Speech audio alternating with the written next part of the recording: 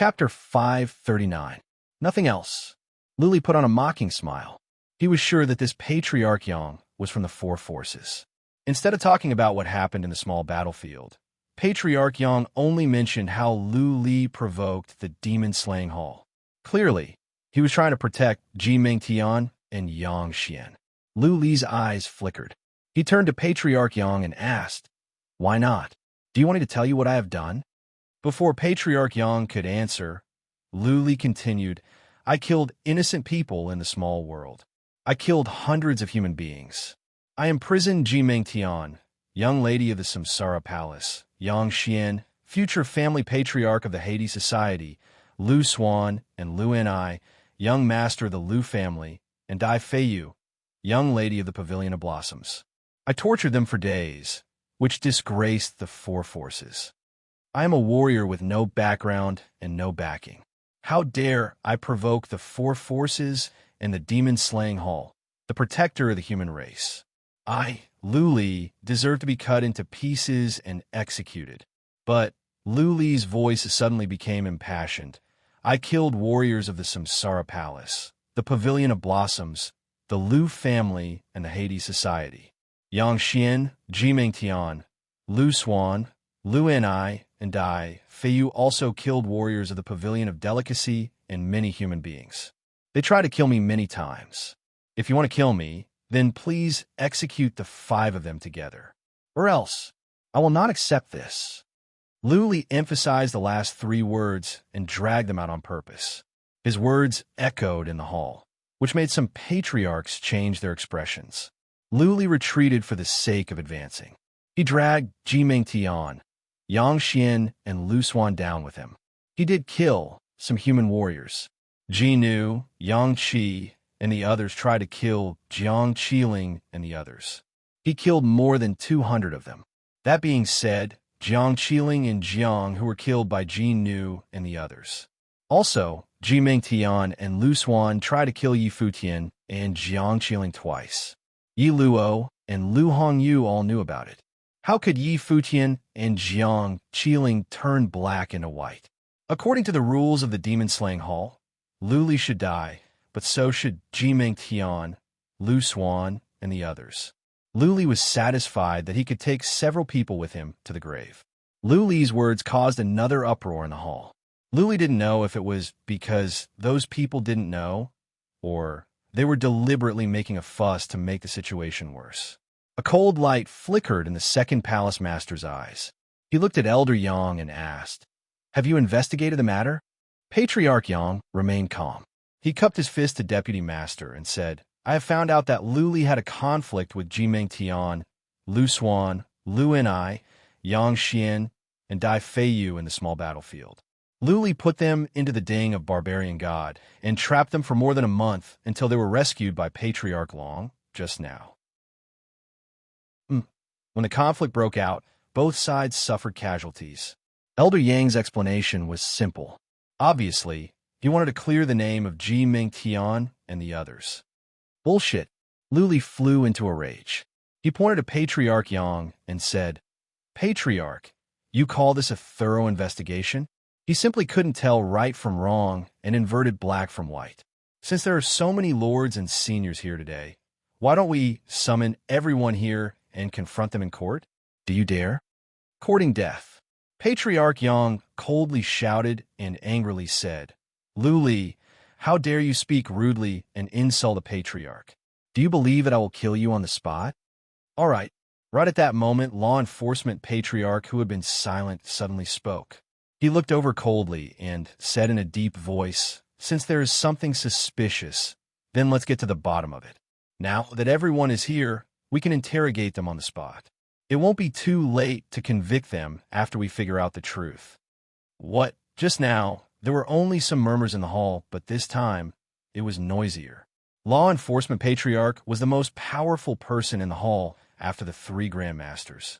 Usually, law enforcement patriarch was in charge of almost all the affairs of the demon-slaying hall. He was in a high position, and people had to pay attention to his words. Many people had already guessed what had happened today. Lu Li had imprisoned young masters and young ladies of the Four Forces. The Four Forces were going to use their connections and influence to kill Lu Li. Now, law enforcement patriarch had intervened. Was he going to take Lu Li's side? One of the four forces was the Lu family, and Lu Zhangtan was the son of law enforcement patriarch. Lu Xuan and Lu Ni represented the legitimate Lu family. Lu Li had been exiled from the Lu family and had nothing to do with the Lu family. Theoretically speaking, even if law enforcement patriarch wasn't on the Lu family's side, he wouldn't interfere. Both sides were fair. It would be wrong for him to help either side. Deputy Master looked at law enforcement patriarch, nodded, and said, "We have to get to the bottom of this."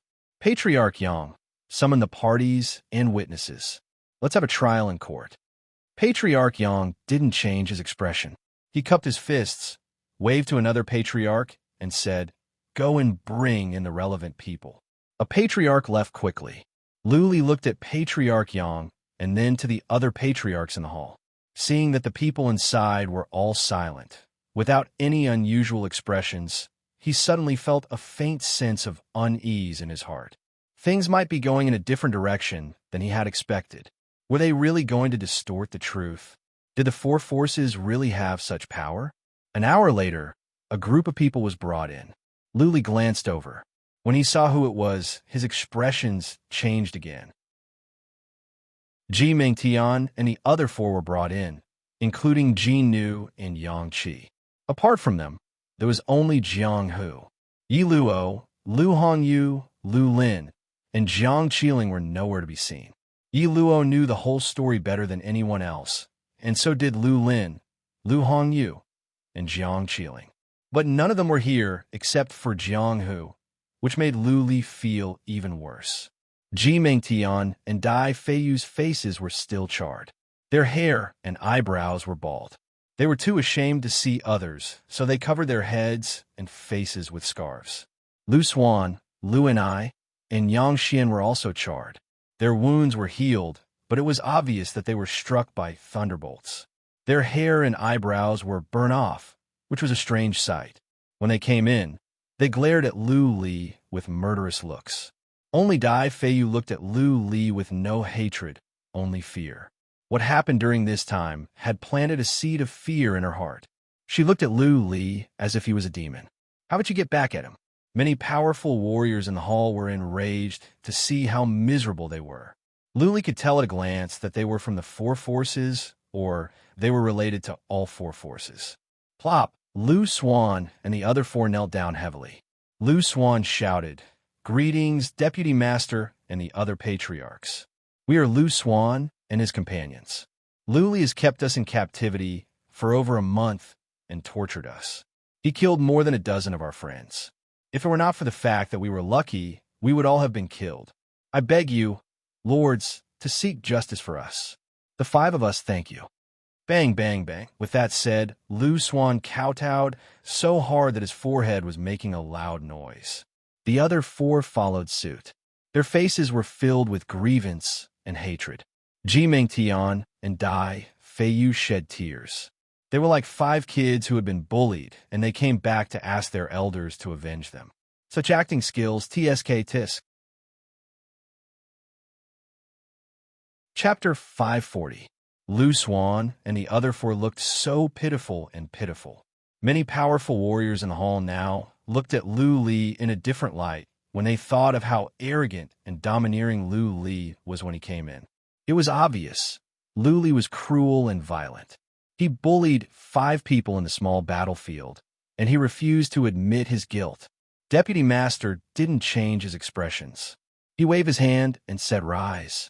Tell us how you fought with Lu Li in the small battlefield." The 5 stood up obediently and then bowed to Deputy Master. Lu Xuan stepped out and said, "Deputy Master and lords, we had some verbal conflicts with Lu Li in the small battlefield. Xuan is to blame. After all, Lu Li is a disciple of the Lu family. It is normal for him to hold a grudge against us, even though he was expelled from the Lu family. We are not magnanimous enough, so we cursed at each other. Later, Lu Li got the ding of Barbarian God and ran into us again. He took us and more than a dozen of our race into the ding of Barbarian God and attacked us with thunderbolts. The 5 of us and 2 others had some tricks up our sleeves but the rest were all killed. Later on, Luli took in some more Asmodeans and asked us to fight against 5 Asmodeans. There was a prince among them. The 5 of us were almost killed. The other 2 were stabbed to death by the Asmodeans. In the end, we killed the 5 Asmodeans with all our might. The bodies of the 5 Asmodeans are still in the Ding of Barbarian God. Lu Swan gave a long speech, mixing truth with falsehood and falsehood. He didn't mention anything about them setting Luli up. He only talked about how Luli mistreated them, murdered them, and trapped them. A patriarch walked out with the Ding of Barbarian God in his hand. It seemed like he was the one who took the Ding of Barbarian God with a great technique. He lifted the Ding of Barbarian God up high and said, "Everyone, please check with your divine telekinesis. There are indeed some corpses inside, including 5 corpses of demons." Many people use psychic power to check and found piles of rotten flesh.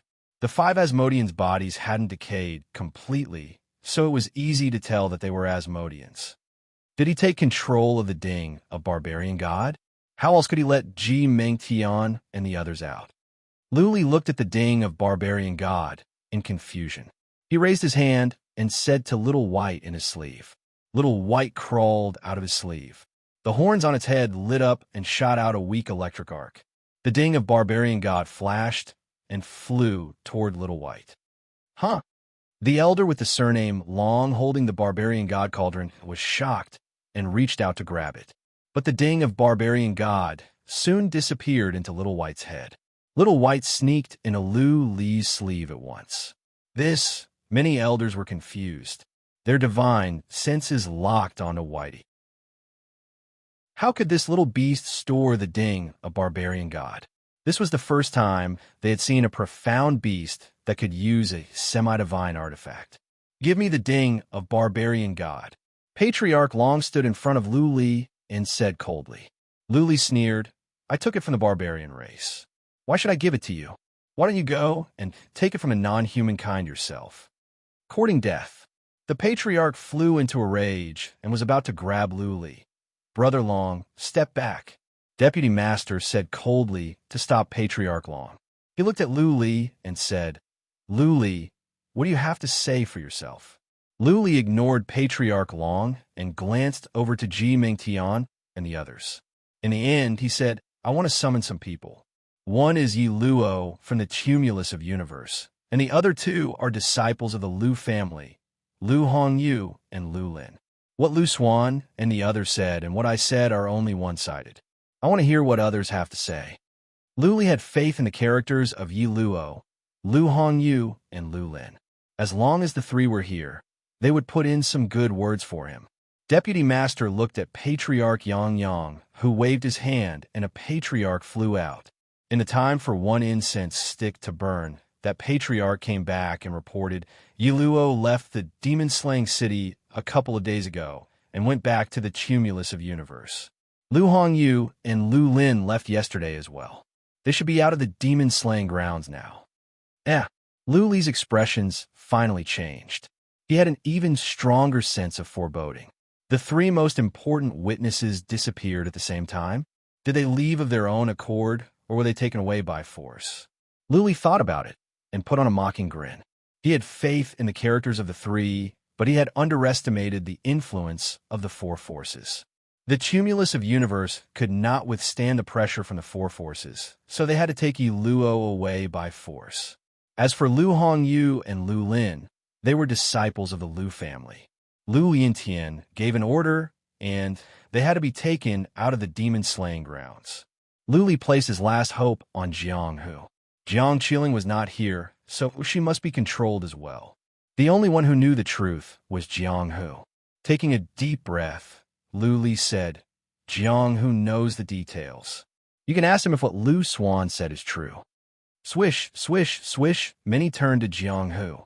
Deputy Master asked, "You are Jiang Hu? Is what Lu Swan said true?" Jiang Hu dropped to one knee and then bowed.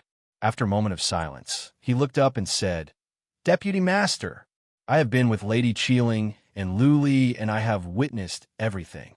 What young Master Lu Swan said is true." Boom! Lu Li felt he was struck by a bolt from the blue. Jiang, who was on Jiang Qiling's side, and he had fought many bloody battles with Lu Li. They had been through life and death together. If it weren't for Lu Li, Jiang would have been dead.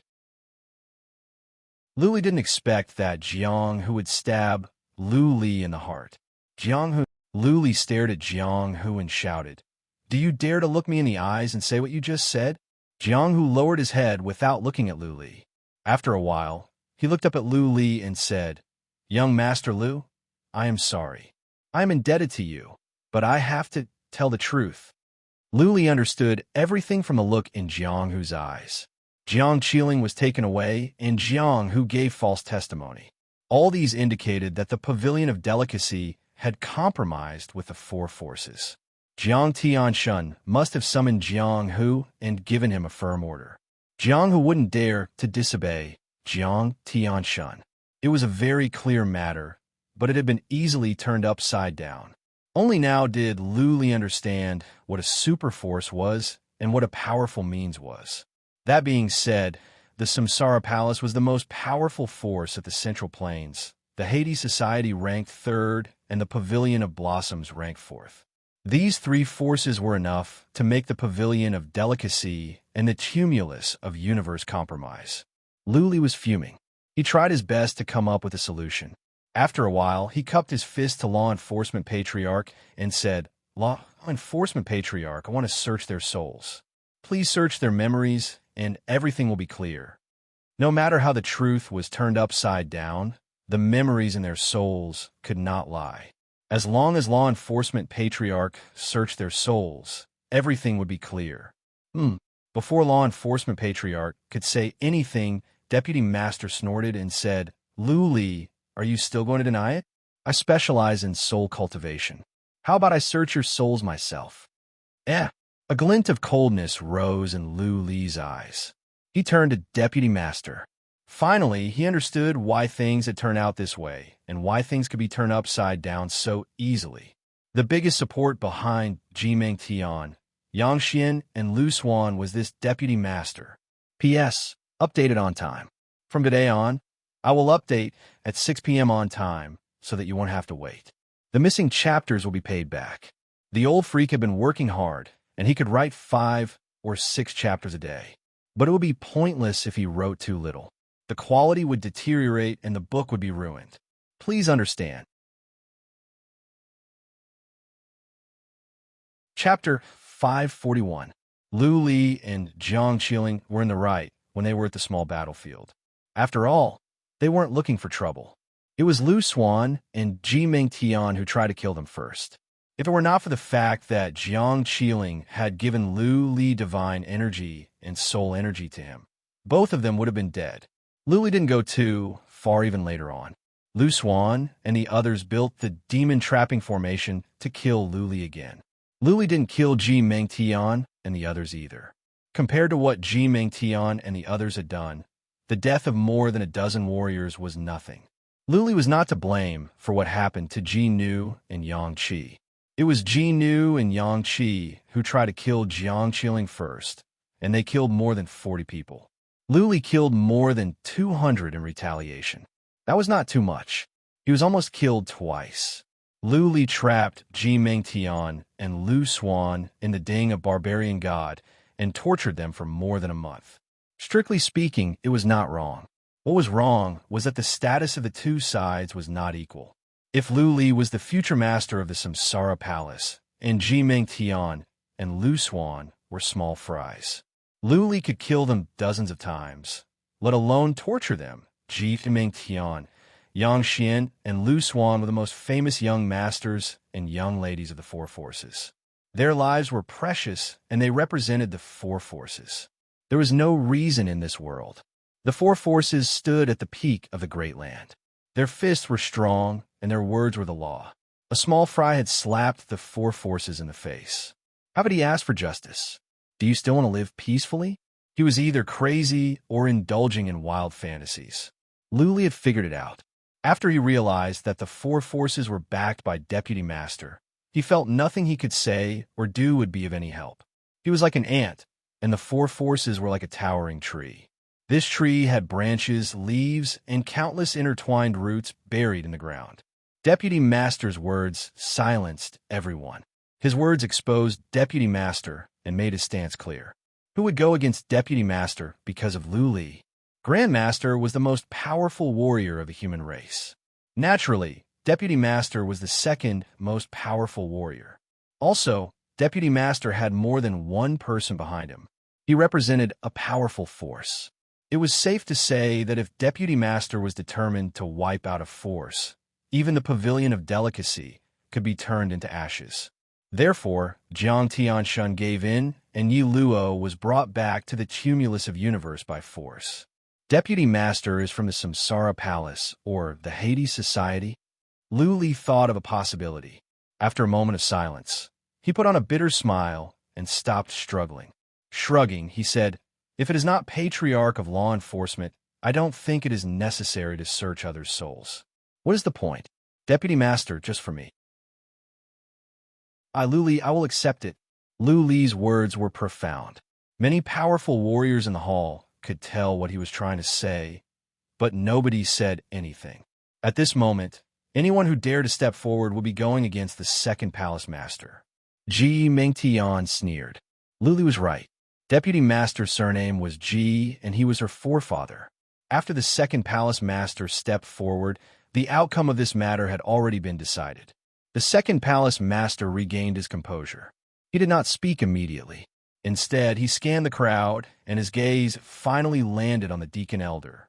Deputy Master calmed down. He didn't say anything at once. Instead, he glanced over to Patriarch of Law Enforcement.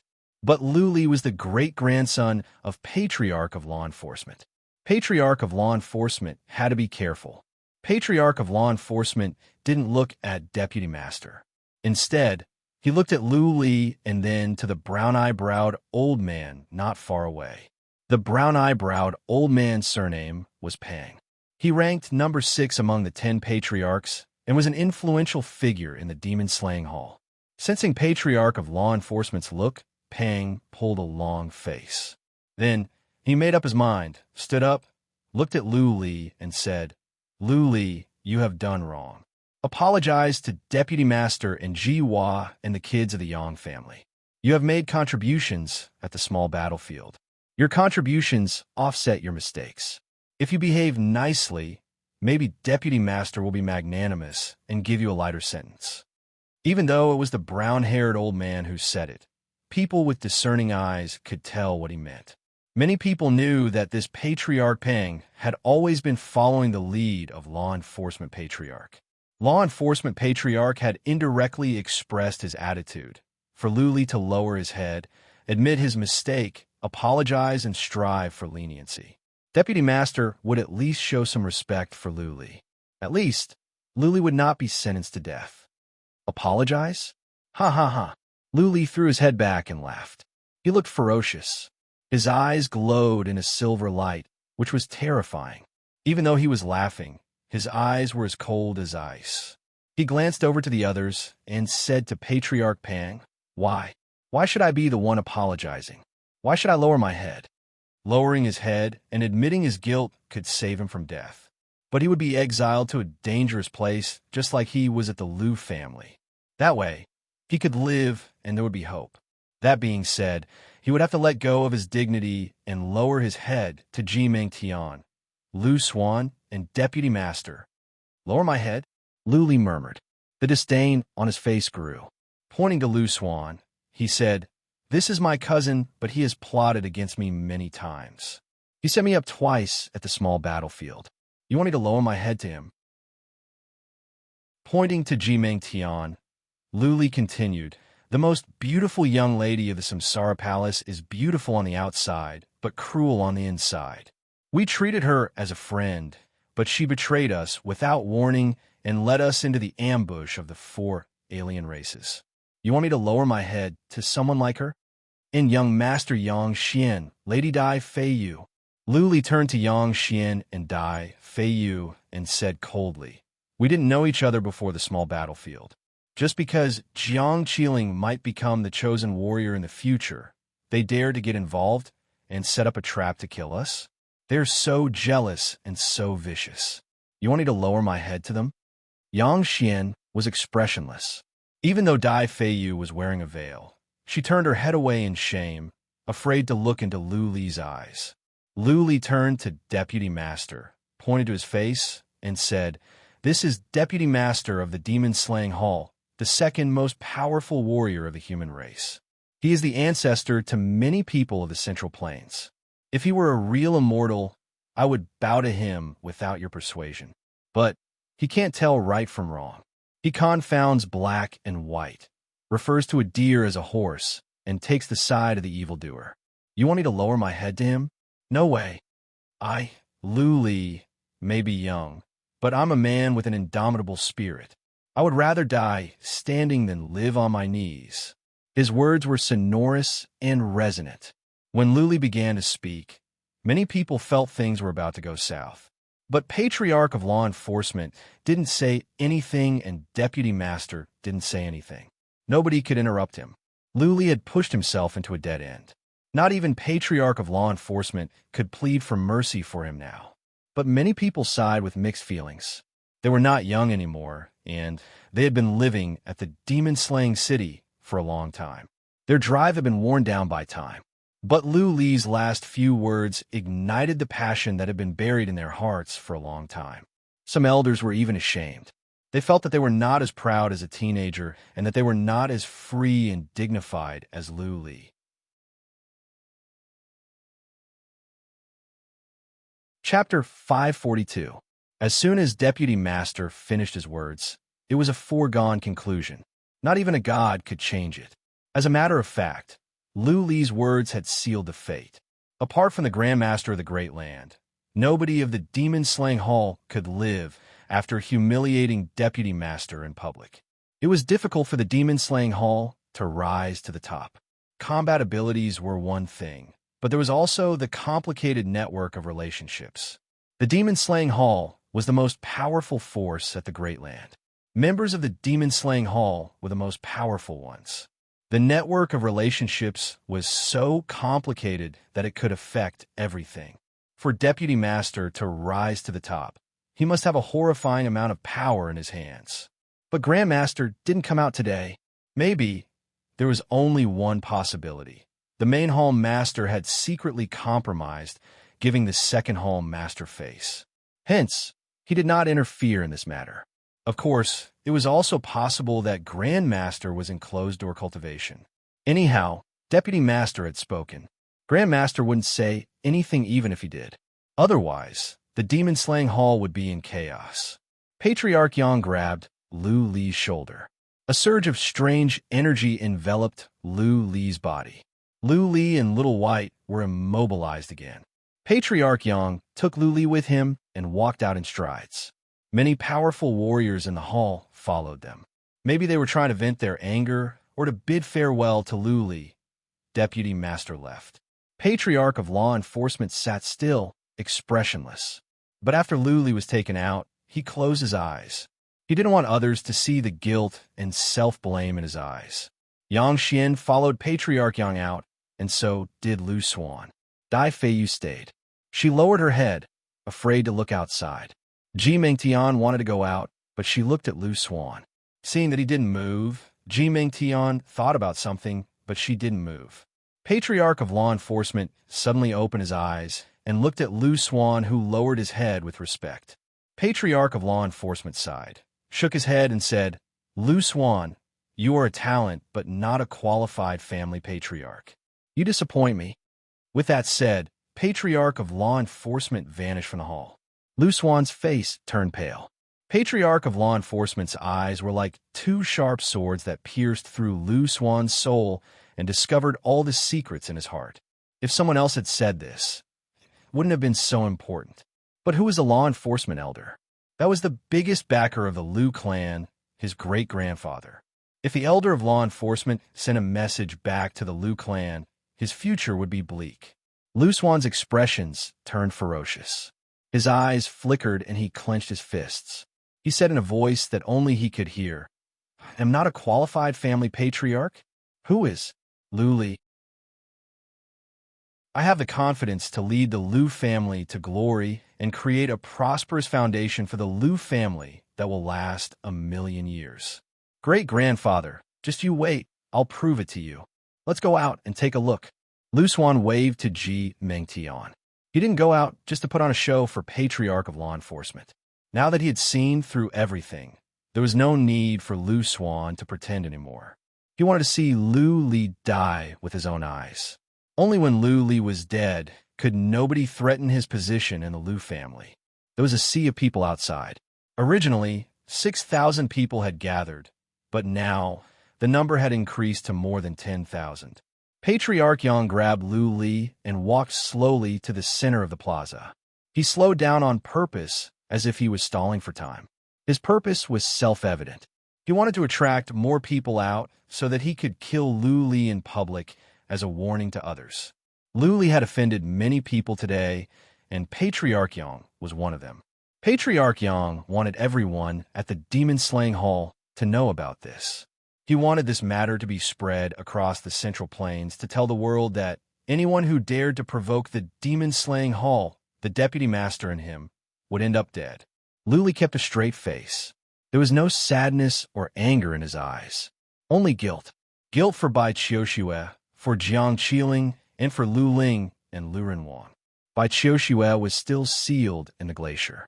If Lu Li died and Bai Qiuxue could not reach the 3rd level of the enchantment, she would have to endure 100 years of loneliness in the glacier, eventually die.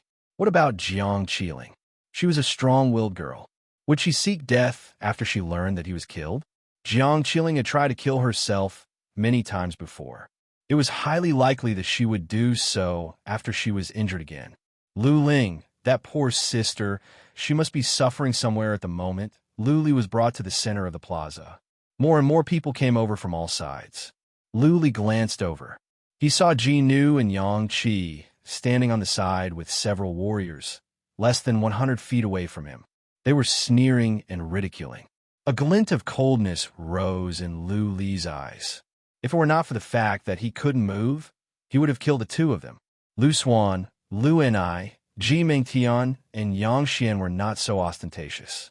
After all, they had special identities. Being ostentatious would be criticized. Powerful warriors and patriarchs walked out from the hall and looked over from the distance. Some people's eyes were filled with schadenfreude, while others had complicated expressions. Some were regretful, and some were sad. No matter what, Lu Li was a genius. Everyone was sure of this. He was 17 years old and at the initial stage of the Eternal Realm. He could defeat 4 alien races, defeat the most famous young masters and young ladies like Lu Xuan and Ji Mengtian, and take quasi-relics from the barbarian race. All of this in itself was proof of his talent and abilities. If Lu Li hadn't been exiled from the Liu family, he wouldn't be in this state. What awaited him now would be praise from the world, praise and training from powerful warriors. There were more than 12,000 people here. Many people were still watching with psychic power. Patriarch Yang saw that things were about to end. He raised his hand to silence the noise and said, "Deputy Master has given his order. Lu Li has violated the rule of the demon-slaying hall.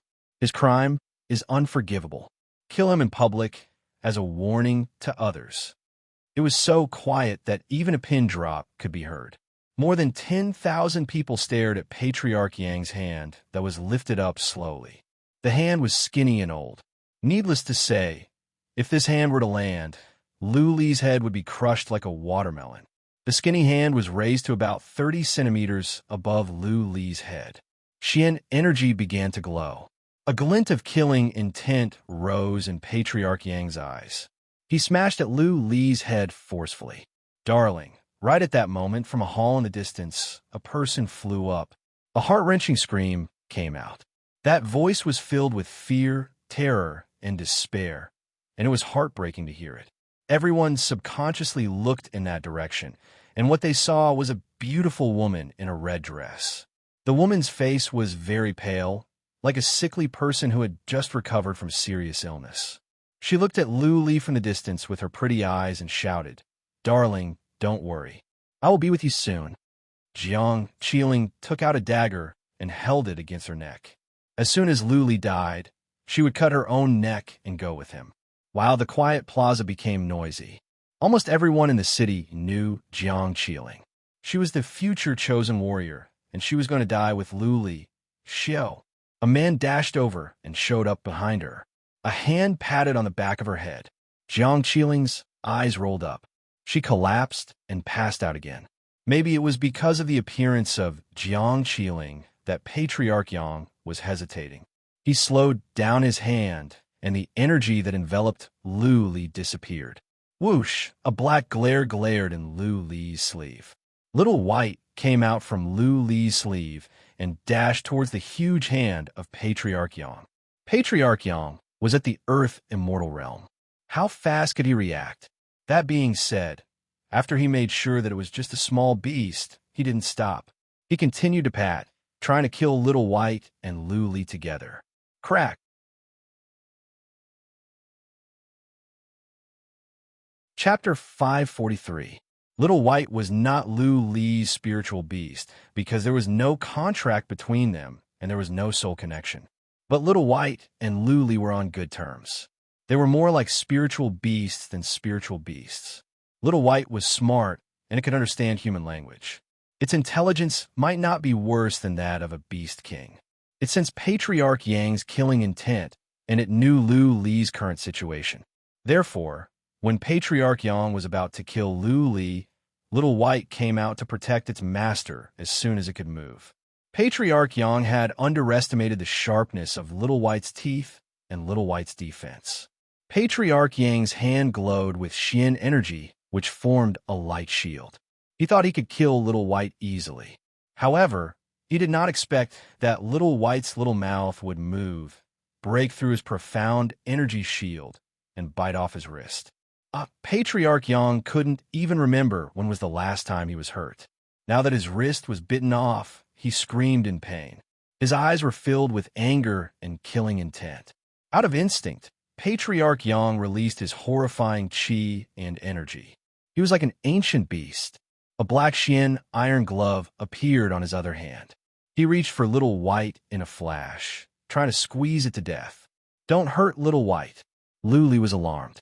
He reached out to grab Patriarch Yang's arm, trying to stop him from hurting Little White. Patriarch Yang's wrist was bitten off by Little White in public. Even though the demon-slaying hall had elixirs that could help him recover, it was too humiliating for him to stop. Patriarch Yang didn't mind Lu Li's hand. Blood Claw. As Lu Li grabbed Patriarch Yang's arm, one of his hands suddenly glowed in silver light. Silver scales appeared on his right hand, and his right hand turned into a beautiful dragon claw. Lu Li grabbed at Patriarch Yang's arm. Crack! There came a sound of bones being crushed. Patriarch Yang let out another miserable scream. His other hand was crushed by Lu Li.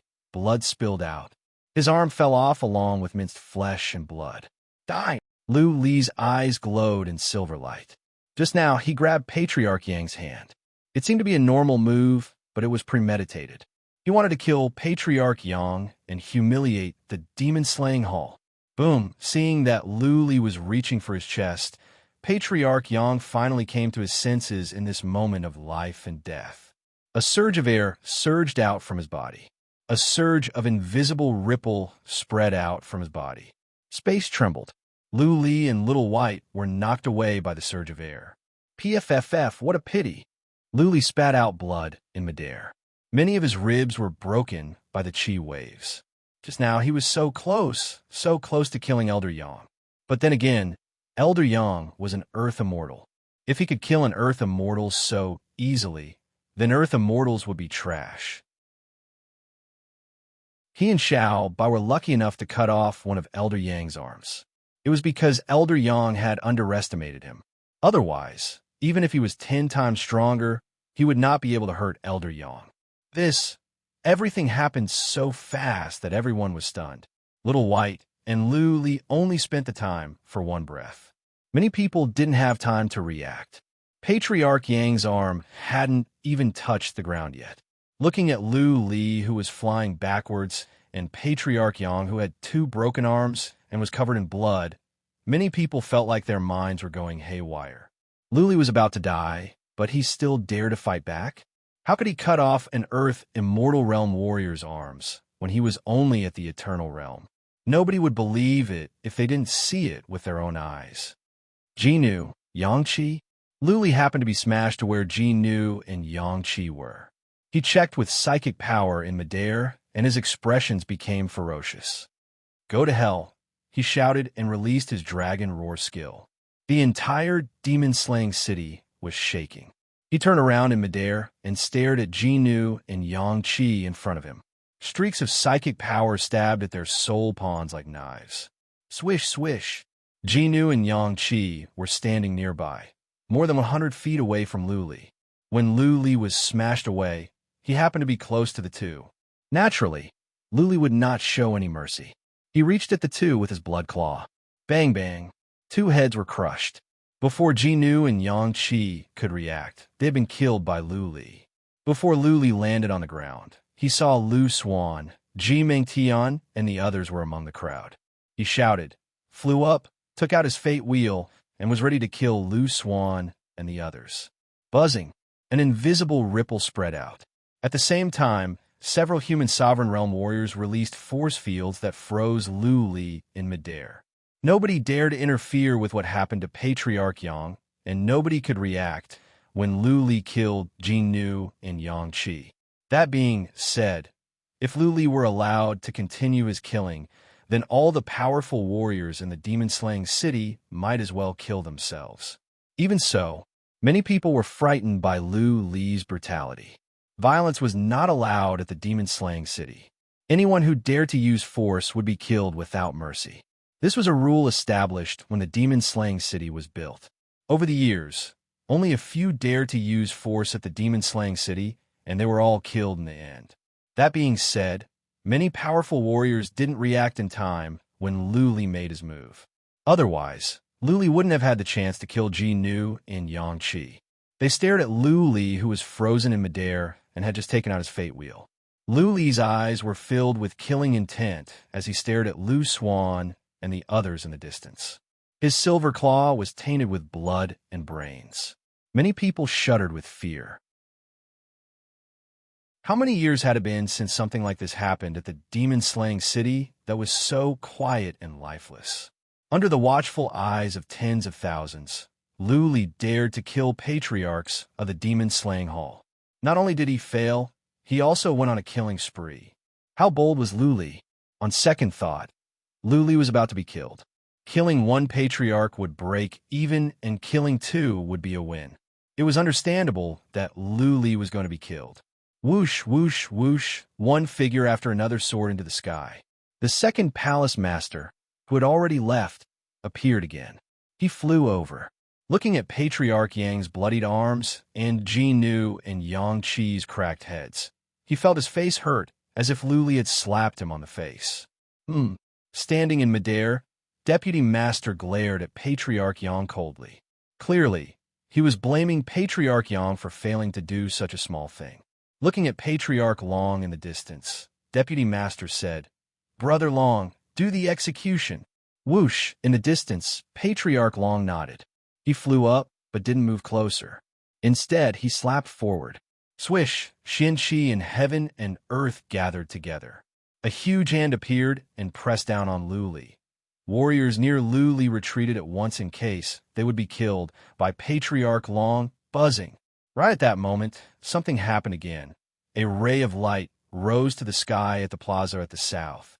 A surge of chi and energy spread over from the south and enveloped the entire city.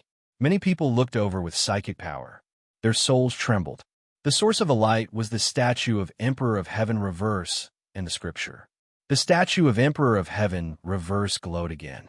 What was even stranger was that everyone was here today. There was nobody near the statue. The statue was glowing for no reason. Swish, swish. Patriarch Long's hand paused for a moment and then continued to press down. However, when the hand was dozens of feet away from Luli's head, a man suddenly appeared in midair. He waved his hand, and the hand was shattered. The tables had turned so fast that all the powerful warriors were stunned. But some of them did come back to their senses. They saw a red-haired, powerful warrior standing in midair. Their faces were filled with admiration and fanaticism. Several patriarchs dropped to one knee and shouted, "Grand Master!" Chapter 544. The first palace master, who had not shown himself all this while, appeared. The moment he appeared, he casually broke Elder Long's palm imprint. The second palace master's expression didn't change at all, but his pupils shrank slightly. He hit it well, bowed, and said, "Palace master!" Thump!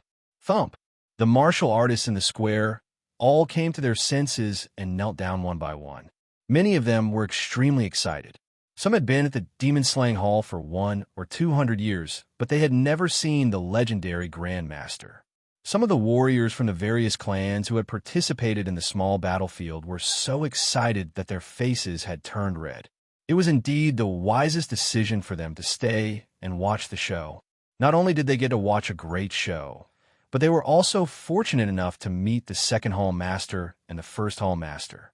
Just this alone was enough for them to brag about for the rest of their lives. The first palace master did not look old from the outside. He was tall and sturdy, and his face was unwrinkled. His skin was smooth and supple, and his red hair casually draped over his shoulders. Just like that, he stood proudly in midair, not releasing any aura from his body. He gave off the feeling of a mountain range, suppressing everyone present to the point that they couldn't breathe. What realm is this? Luli realized he could move again. He turned around slowly and looked at Grandmaster. He stared at Grandmaster's eyes and felt he was sucked into them. It was not a pair of eyes, but a world. Grandmaster didn't even look at Luli. He was staring at the statue of Emperor of Heaven reverse in the distance. The statue was very tall and could be easily seen from here. The scriptures shone brightly, and characters flew out one by one, jumping in the air. Many warriors used psychic power to check and found something strange about the statue of Emperor of Heaven reverse. Ever since the statue was built, it had lit up a few times. But every time, it was to bestow divine power to the martial artists and nurture the next generation of prodigies. This time, there was no one near the statue of the great emperor. The light from the scripture did not move, nor did it envelop anyone. This meant that the statue was not preparing to bestow divine power this time. If that was the case, why did the statue light up? Grandmaster must have come out because of the strange behavior of the statue of Emperor of Heaven reverse. He stopped Patriarch Long's move at once. Could it be that the strange behavior of the statue of Emperor of Heaven reverse was caused by Luli? But Luli didn't do anything. He didn't even get close to the statue. This place was so far away from the south of the city. How could it have anything to do with Luli? There were too many questions that they could not figure out. No one dared to make a sound as they quietly waited for the first palace master's next move. Many gazed at the statue of Emperor of Heaven reverse to see what would happen next. Nothing happened to the statue. Countless characters jumped a few times before returning to the scripture. The light of the scripture quickly dimmed and returned to its original state. Grandmaster waited until the book stopped glowing. Without looking at the others, he said calmly, "Ji Mingtian, Yang Xian, Lu Xuan, and Dai Fei, you will be exiled to the Blood Realm for 3 years. As for the other matters, let them go." With that said, Grandmaster vanished on the spot, along with Lu Li and Little White. Lu Li and Little White didn't stay together. Without any sign, the man and the beast disappeared from everyone's sight. "Oh!" Countless people couldn't help but exclaim, but they quickly shut their mouths. As soon as the Grandmaster came out, the tables were turned. Not only did he humiliate Deputy Master in public, he also exiled Ji Mingtian, Yang Xian, Lu Xuan, and the others for 3 years. That was equivalent to offending the 4 forces and the powerful warriors of the demon-slaying hall behind the 4 forces. Of course, no one had any objections, because he was the head palace master, the #1 person in the world, and his words carried enormous weight. Swish, swish, swish, many people's expressions changed. Deputy Master remained expressionless, but in the depth of his eyes, there was a glint of anger and confusion. Not only Deputy Master, but everyone else was confused as well. Grand Master didn't come out at the beginning, which meant that he didn't want to get involved. He had indirectly compromised with Deputy Master. Why did he come out all of a sudden and humiliate Deputy Master and the four forces in public? What was the meaning of the glowing statue of Emperor of Heaven Reverse? Did the first Palace Master suddenly decide to intervene because of the statue's glow? Many people were filled with confusion. Ji Mengtian, Lu Xuan, and the other four's expressions changed. Dai Feiyu burst into tears. She was scared out of her wits. Blood Realm. Lu Xuan forced a smile. Blood Realm was a small world, famous at the Central Plains for its dangers. The five of them could be trapped in there forever. Fortunately, Grandmaster showed mercy by only punishing them for 3 years. If they were exiled for dozens of years, they would definitely die in there. Lu Liantian and the other patriarchs from the Yang family, Samsara Palace and Pavilion of Blossoms were complaining to themselves. Grandmaster's order was a slap to the faces of the four forces. What's more, Ji Mengtian and the others might die. Whoosh, a man emerged. It was Patriarch of Law Enforcement at the plaza. He looked at a Patriarch coldly and said, "Patriarch Li, what are you waiting for?" Patriarch Li was taken aback. Then, he waved his hand and said, "Take Ji Mengtian and the others down. Bring them out of the demon-slaying grounds and send them to the Blood Realm." Several warriors came over quickly. They took Ji Mengtian and the others and rushed out of the city. Patriarch Li went with the team and escorted them. Lu Yintian and the others were relieved. Patriarch Li used to be from the Hades Society. He was a member of the four forces. He could take care of the five. Clearly, Patriarch of Law Enforcement didn't want to kill Ji Mengtian, Yang Xian, and the others. Otherwise, if another Patriarch was sent, the five would be doomed. Let's call it a day. Dismissed. The second Palace Master waved his hand coldly. Then, he disappeared in the air with a flash. Patriarch of Law Enforcement walked into a hall as well. The matter seemed to have come to an end. However, the tens of thousands of people at the plaza didn't leave, including Patriarch Yang, who lost his hand. Clearly, they hadn't come back to their senses from the turn of events. What happened today was so shocking and full of twists and turns. When Luli came out from the small battlefield, he was taken down and tried in court. In the end, under the coercion of Deputy Master, Luli was sentenced to death in public. During the execution, something happened again. First, Little White bit off Patriarch Yang's wrist, and then Luli bit off his other hand. Then, Ji Nu and the others were killed, which lured Deputy Master out again. In the end, something happened to the statue of Emperor of Heaven Reverse. Grandmaster came and took Lu Li and Little White away, turning the tables. It had only been a short while since Lu Li was brought out. The tables had been turned several times. Many people didn't even have the time to react. There were many questions, and of course, many things were confirmed. Take Lu Li, for example. Lu Li had committed a heinous crime, but when Grandmaster came out, he cleared everything up with one sentence. Not only was Lu Li innocent, but he was going to soar. The most powerful man in the world was protecting him. It would be hard for him not to rise. Even when Jiang Qiling was granted divine energy, Grandmaster didn't do anything. Lu Li. The image of Lu Li's ferocious and murderous face appeared in many people's minds. Somehow they felt uneasy. If this rebellious, brutal, and tyrannical young man grew up, the entire divine great land would be turned upside down by him. P.S. Monday, give me some recommendation votes.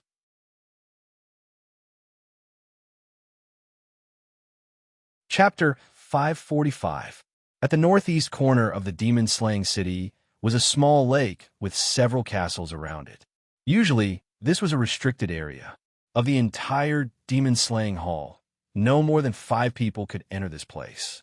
At that moment, 2 people and a small beast appeared out of thin air by the lake. The 2 people and the beast showed up quietly. There was no fluctuation in space, as if they had been there all along. Whoosh, as soon as Little White came out, it looked around and was relieved to see Lu Li. Little White dashed into Lu Li's sleeve. There was a small cloth bag in Lu Li's sleeve where Little White liked to sleep. Lu Li saw a white glare and then he appeared by the lake. His fate was still under his feet. Luli was surprised. He looked around, and eventually, his eyes fell on the red-haired old man in front of him. Luli said he was an old man because he felt he must have been alive for a long time. It was just that he didn't look old. Putting away his fate wheel, Luli bowed and said, "Greetings, Grandmaster. Come with me." The first palace master said indifferently, neither happy nor angry. Then he walked toward the lakeside. There was an ancient stone pavilion over there. It was built entirely out of blue stone, and its surface was engraved with traces of time. Many places had traces of weathering. Grandmaster walked in and sat down. He waved his hand, and a boy came over with a tea set. The boy poured a cup of tea for Grandmaster and Luli respectively and left without saying anything. "Take a seat." Grandmaster sat down and sipped the tea. He didn't even look at Luli, acting casually. Luli paused for a moment and sat down. He wasn't too nervous. Maybe he was almost killed just now, so he had no fear of anything. Grandmaster poured himself a cup of tea after he finished. Then he looked at Luli and said, "Don't blame your great-grandpa. I acquiesced to this at the beginning. You must have some idea why. The demon-slaying hall is filled with people from different forces of the Central Plains. Sometimes, even I, as the Grandmaster, have to compromise or there will be internal strife." Luli did have some idea. By saying this, Grandmaster was indirectly apologizing to Luli. It was rare for a Grandmaster to say something like this. Luli nodded. He didn't dwell on this point. Instead, he asked with curiosity, "Then, what is it that made Grandmaster change his mind? Did something happen to the statue of Emperor of Heaven Reverse?" "I can't tell you that for now." Grandmaster glanced at Luli and said, "Your realm is too low. This is a core secret and you don't have a right to know. All you need to know is, I've helped you settle this matter, and no one will trouble you for the next 10 years. Luli stood up, bowed, and said, "Words cannot express my gratitude. I will remember this." "There's no need for that." Clearly, Grandmaster didn't mind. He seemed to be approachable, and Luli didn't feel pressured at all. Grandmaster waved his hand, asked Luli to sit down, and said, "I have learned everything. You are at fault, but you did it out of self-protection. The demon-slaying hall should give you justice." Luli sat down. Grandmaster suddenly put on a solemn expression and said, "Luli, have you ever thought about joining the demon-slaying hall? I can provide you with unlimited cultivation resources." Unlimited? Even Luli, who had seen much of the world, gasped on hearing Grandmaster's words. If he agreed to join the demon-slaying hall, he would have endless resources. Even when he reached the human sovereign realm or the earth immortal realm, the demon-slaying hall would still provide him with unlimited resources. In this world, cultivation depended on resources. Without resources, one couldn't become a powerful warrior, even if he were talented. Luli had a thorough understanding of this after he became the Emperor of the Northern Desert. Resources for the Eternal Realm and the Noble Lord Realm were not too expensive. The Northern Desert and the Deserted World could manage to provide for them. If there were more than 5 human sovereign realm warriors at the Northern Desert and the Deserted World, Luli believed that he would not be able to support them unless he took the 5 to the Central Plains to plunder. How many mystical materials would it take to become an Earth immortal realm warrior? How many mystical materials would he need to cultivate after that? Unimaginable. Now, as long as Luli joined the demon-slaying hall, he would have endless mystical materials. Judging by Grandmaster's attitude, Luli wouldn't have to worry about secret skills, Xian artifacts, and other treasures. Grandmaster was opening up a path to heaven for Luli. At that moment, Luli's heart was pounding uncontrollably. He took a deep breath to calm himself down and asked, "If I join the demon-slaying hall, can you do something for me?" Grandmaster looked at Luli with a smile and said, "For example?" Luli said at once, "For example, save a person for me. She is poisoned by the immortal's perish and is frozen. Also, go to a dangerous place and save a person. Also, help me find a missing person and cure my grandpa." If Grandmaster could do all these for him, Luli wouldn't mind joining the demon-slaying hall. He wouldn't even mind staying in the demon-slaying city for the rest of his life. Luli stared at Grandmaster, waiting for his answer. Grandmaster didn't disappoint Lu Li. He nodded and said, "Everything you said is fine. As long as you join the demon-slaying hall, I will send someone to do it for you. The demon-slaying hall cannot interfere in the disputes of the Great Land. None of these are disputes." Buzzing. Lu Li's eyes glowed. He almost agreed to join the demon-slaying hall right away. But after a pause, Grandmaster said, "There is a condition. After you join the demon-slaying hall, you must reconstruct your soul. If you agree, I can do 10 more things like this for you, let alone these." "What?" Lu Li trembled as if he was struck by a clap of thunder. His burning heart was doused with a bucket of cold water. He felt cold from head to toe.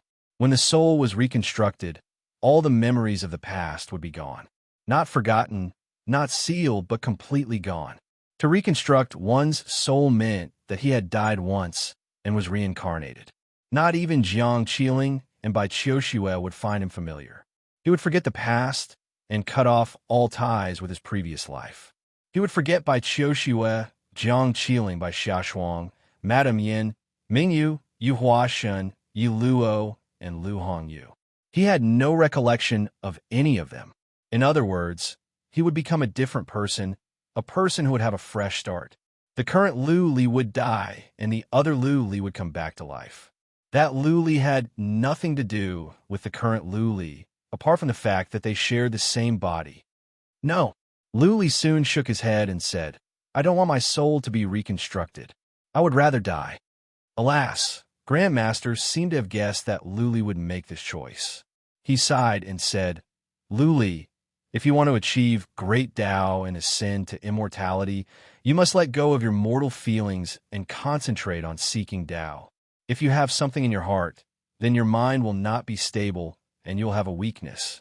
How can a man with a weakness overcome the obstacles in heaven and earth, the rules of the world, and ascend to immortality?"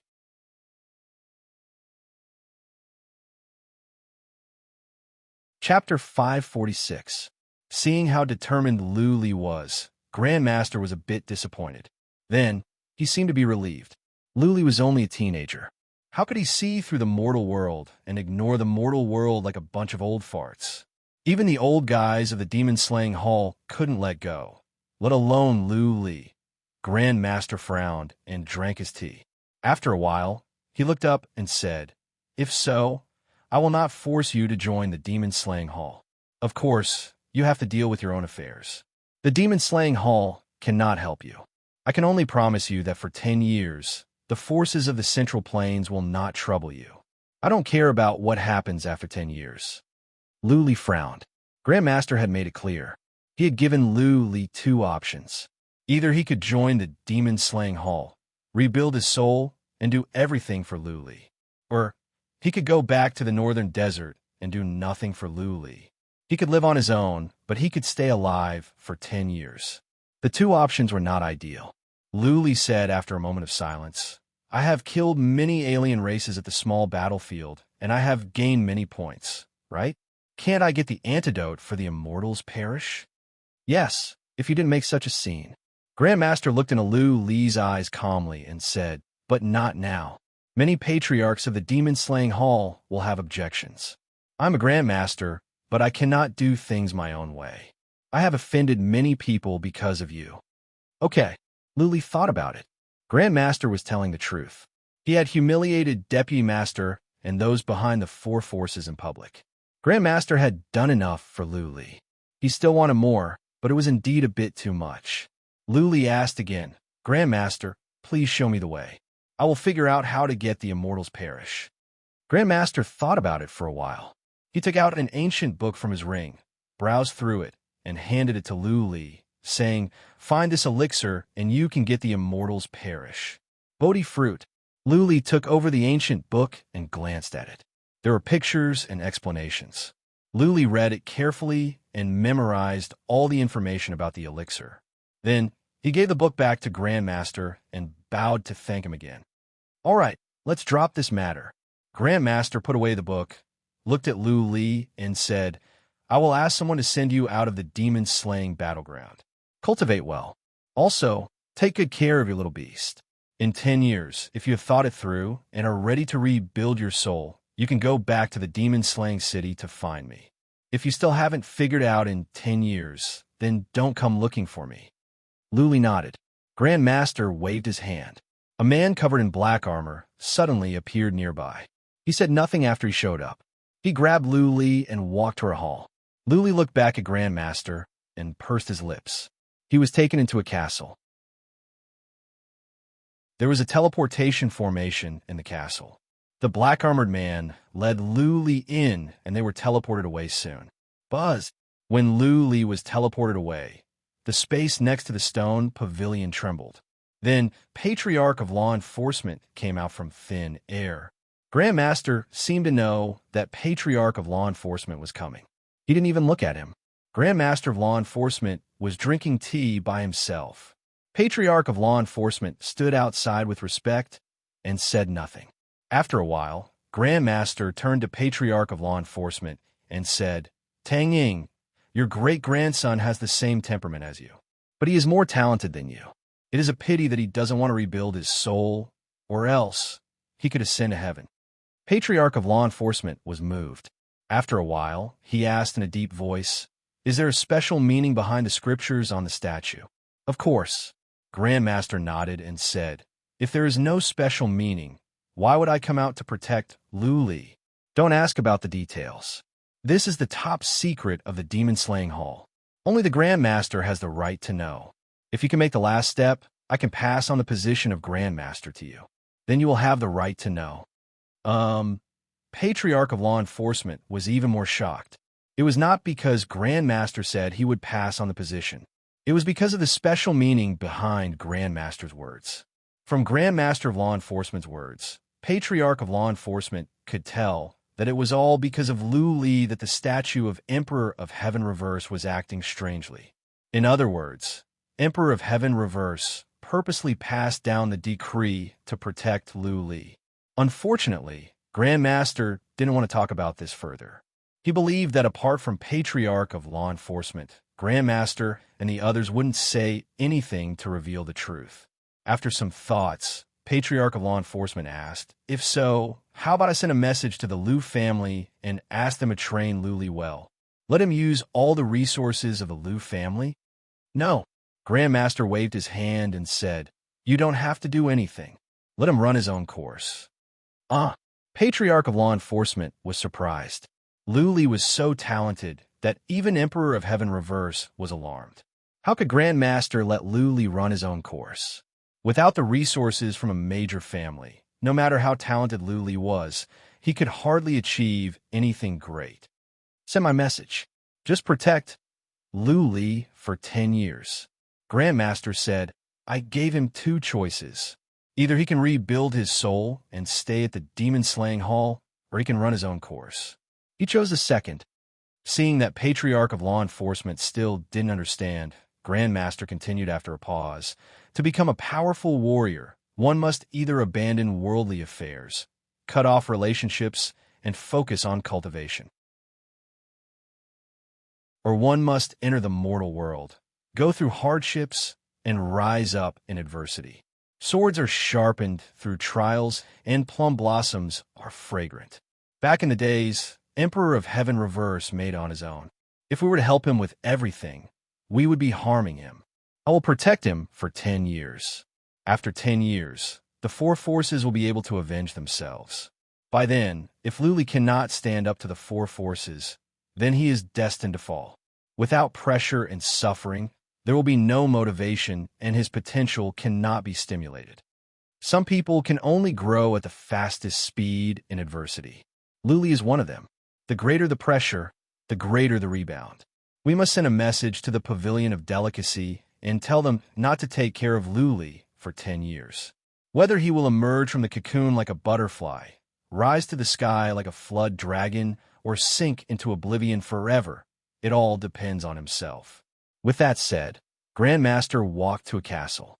At the entrance of the castle, he looked back and saw that Patriarch of Law Enforcement was still frowning.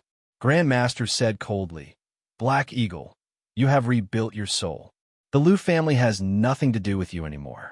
If you are still entangled in these trifling matters, You will never be able to find peace of mind, and you will be stuck here for the rest of your life. Children will have their own fortune. Everything has its own destiny. When it is time to let go, let it go. Patriarch of Law Enforcement was ashamed. He bowed to Grandmaster and said, "Thank you, Grandmaster, for your advice. Black Eagle understands." Grandmaster had gone in, but Patriarch of Law Enforcement's frown was still there. It was true that he had rebuilt his soul, but the Liu family were his descendants after all. Many of them had the same blood running in their veins. How could he let it go so easily? Someone.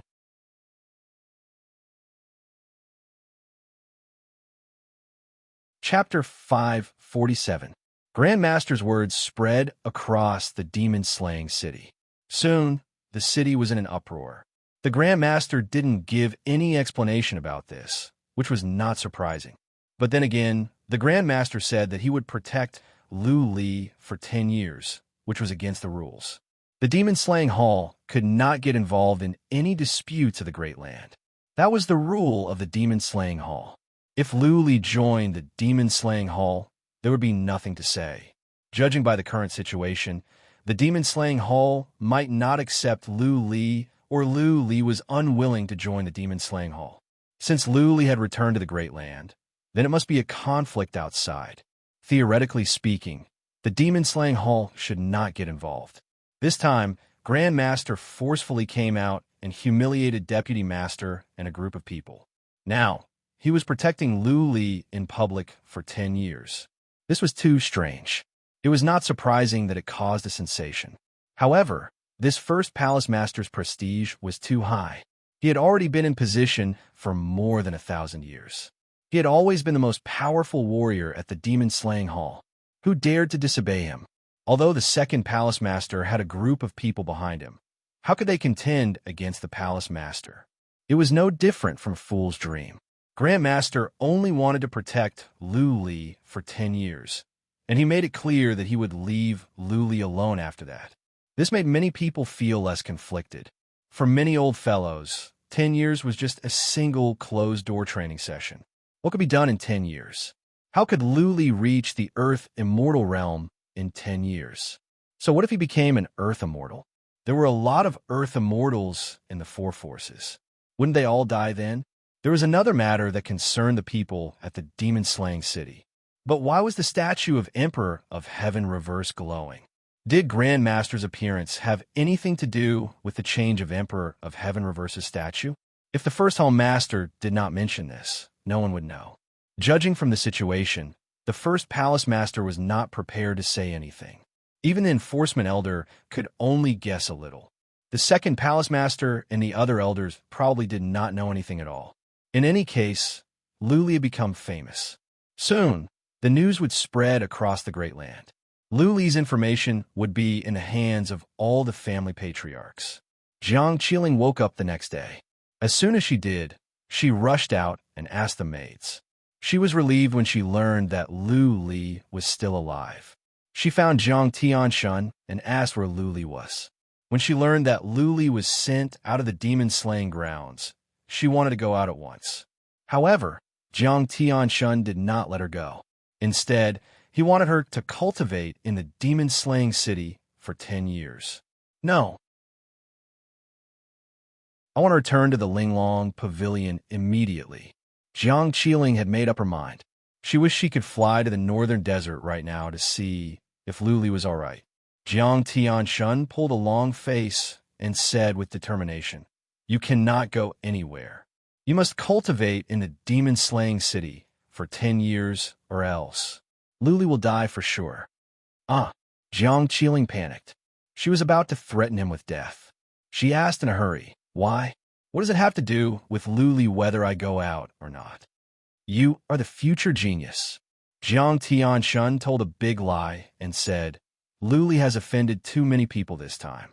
Even the Grandmaster can only protect him for 10 years. If you, a future chosen warrior, were to get involved with Lu Li, what would Deputy Master and the others think? Would he try his best to kill Lu Li? By then, not even Grandmaster can stand the pressure. How can Lu Li survive?"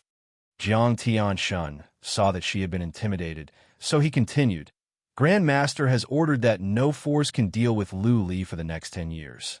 Also, there is another order. No force can help Lu Li, and he should be left to his own devices, especially the Pavilion of Delicacy. If you go to the northern desert, you will be helping Lu Li indirectly. Think about it. If Grand Master learns of this and Deputy Master puts more pressure on Lu Li, do you think Lu Li can survive? Ji Mingtian and the other four have been exiled to the Blood Realm for 3 years. They might die there. If you go to the northern desert to help Lu Li, the Samsara Palace, Hades Society, Pavilion of Blossoms, and the Lu family will have the right to take action. They can send an Earth Immortal Realm warrior to kill Lu Li. Grand Master will not be able to do anything under pressure. Therefore, if you go to Lu Li, you will not only not help him, but also get him killed. If you want to help Lu Li, then stay at the Demon Slaying Hall and cultivate. The more powerful you are, the higher your status will be at the Demon Slaying Hall. By then, when other forces want to deal with Lu Li, they will have to think about whether they will offend you first. Also, Grand Master will only protect Lu Li for 10 years. How far can he reach in 10 years? In 10 years, when the powerful warriors of the 4 forces come to the northern desert, can Lu Li stop them? If you can reach a high enough realm in 10 years, you can make the 3 Grand Masters and the Patriarchs value you. By then, one word from you can save Lu Li. I've told you the pros and cons. If you're still stubborn and want Lu Li dead, then go ahead and find him. Jiang Tianshun said many things in one breath, some true and some false. He tried to coax and scare Jiang Qiling so much that she didn't dare to do anything. Some of Jiang Tianxuan's words were reasonable. It was not a good thing for Jiang Qiling to go to Lu Li at this moment, but she wouldn't get Lu Li killed. That being said, it would be better for Lu Li if she stayed here to cultivate. Other warriors could not stay at the Demon Slaying Hall, and they would not be able to access resources. Jiang Qiling was different. She was a future chosen warrior who was given divine energy by Emperor of Heaven Reverse. If she stayed here, she would be provided with resources even if she didn't join the Demon Slaying Hall. Grandpa, you are not lying to me, right? Jiang Qiling was not entirely convinced. After all, Jiang Tianshun had compromised with the 4 forces regarding Lu Li. Jiang Qiling didn't trust him. Jiang Tianshun forced a smile and said, "Do you think I will harm you? If you don't believe me, go and ask Patriarch of Law Enforcement." Okay, Jiang Qiling really did go to Patriarch of Law Enforcement. She and Lu Li had just fallen in love, and now they had to separate and meet again after 10 years. It was hard for her to accept this. That being said, she went to Patriarch of Law Enforcement and repeated Jiang Tianxuan's words. Patriarch of Law Enforcement's answer was the same as Jiang Tianxuan's. Jiang Qiling could go to any Patriarch and get the same answer, let alone Patriarch of Law Enforcement. After 10 years, it was highly likely that Lu Li would be killed. Jiang Qiling, on the other hand, was the future chosen warrior. If she died with Lu Li, it would be a great loss for the human race. Patriarchs of the Demon Slaying Hall were old and cunning. They didn't even need to inform Jiang Qiling about this. They could just say it to scare her. After asking Patriarch of Law Enforcement, Jiang Qiling accepted her fate. She had to follow Jiang Tianxuan's arrangement and cultivate at the Demon Slaying Hall for 10 years. She wrote a letter in tears and asked Jiang Tianshun to send it to the Pavilion of Delicacy for Lu Li. Jiang Tianshun wouldn't stop such a trifle. He called someone over and told him to take care of the matter. Jiang Qiling watched as the messenger left. She stood outside the hall by herself, her tears falling to the ground like raindrops.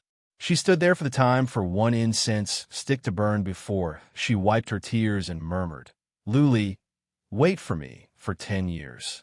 In 10 years, I will reach the Earth Immortal Realm. By then, if the 4 forces dare to kill you, I will kill my way out of the Demon Slaying Hall and uproot the 4 forces." Jiang Tianshun heard Jiang Qiling murmuring in the hall. His expressions changed. At this moment, he wondered if it was a good idea to leave Jiang Qiling at the Demon Slaying City.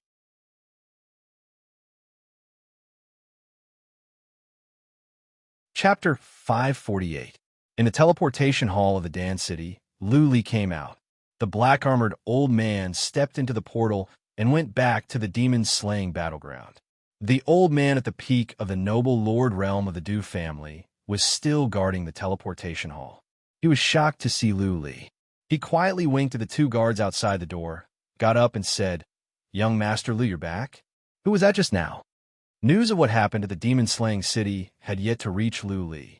That being said, those who went to the small battlefield had already returned. They had spread the word about what happened to Luli in the small battlefield and the fact that Jimeng Tian was imprisoned. Therefore, Luli's sudden appearance at the Dan City shocked the old man and made him nervous. He looked at the portal from time to time, wondering if there would be pursuers coming out. Their small Du family could not afford to offend anyone. Luli stood in the hall, absent-minded. Half a year ago, he and Jiang Qiling entered the demon-slaying grounds from here. Now, he was all by himself. He didn't know how Jiang Qiling was doing or when they would meet again. Looking at Jiang Tinshuan's expression, it seemed that they wouldn't be able to see each other for a while. They had been in the demon-slaying grounds for half a year. Apart from the ding of Barbarian God and the improvement of Little White and himself, they had gained nothing else. He had also offended 4 super forces. 10 years later, the armies of the 4 super forces would gather at the northern desert and kill him, his family and friends.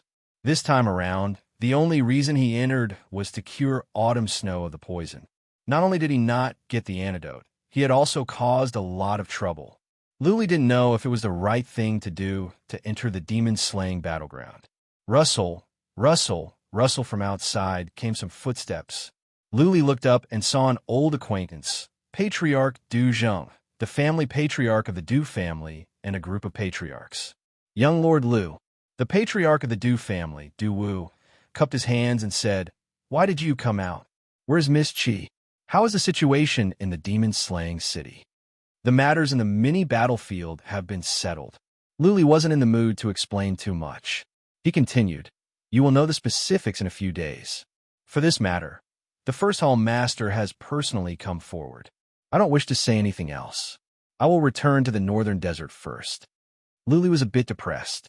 He had been away from a northern desert for more than half a year. He wanted to go back as soon as possible in case something happened. Du Wu's eyes flickered. He didn't dare to force Luli to stay, nor did he dare to let Luli leave like this.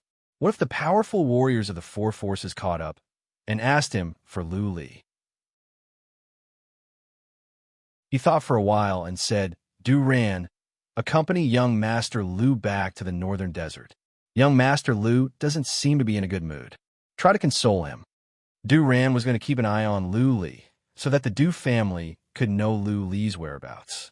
Luli didn't want to point it out. He didn't mind Du Ran tagging along. It would save him some trouble on the way. At once, Luli and Du Zheng walked towards the teleportation formation in the city. Du Wu sent someone to the demon-slaying battleground to ask about the situation and to report that Luli had arrived at the Dan City. Luli and Du Ran arrived at the Cloud City and then teleported to the Ling Empress City.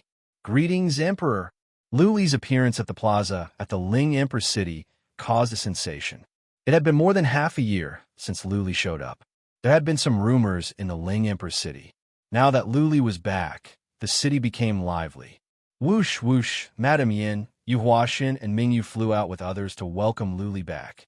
Only a few people knew that Luli had gone to the demon-slaying battleground. Madame Yin had covered up Luli's whereabouts. Therefore, during this time, people of the northern desert were in a state of panic. Now that Luli was back, all the rumors were dispelled. Luli and Madame Yin made eye contact. Luli was relieved to know that everything was fine at the northern desert. He didn't talk too much with Madame Yin and the others. He took Du Ran inside and asked Madame Yin to entertain Du Ran. He asked some questions and was ready to teleport to the deserted world to see by Qiushue and by Xiaoshuang. "All right." Thinking of by Qiushue, Luli turned to Du Ran and said, "Patriarch Du, please look into something for me in secret. I want to buy a kind of fruit, Bodhi fruit." Luli found a piece of paper and a brush. He drew the Bodhi fruit and wrote down the information about it. Then he said, "You must keep this a secret. Not even your family patriarch. If there's any news, just send me a message. I'll take care of the rest.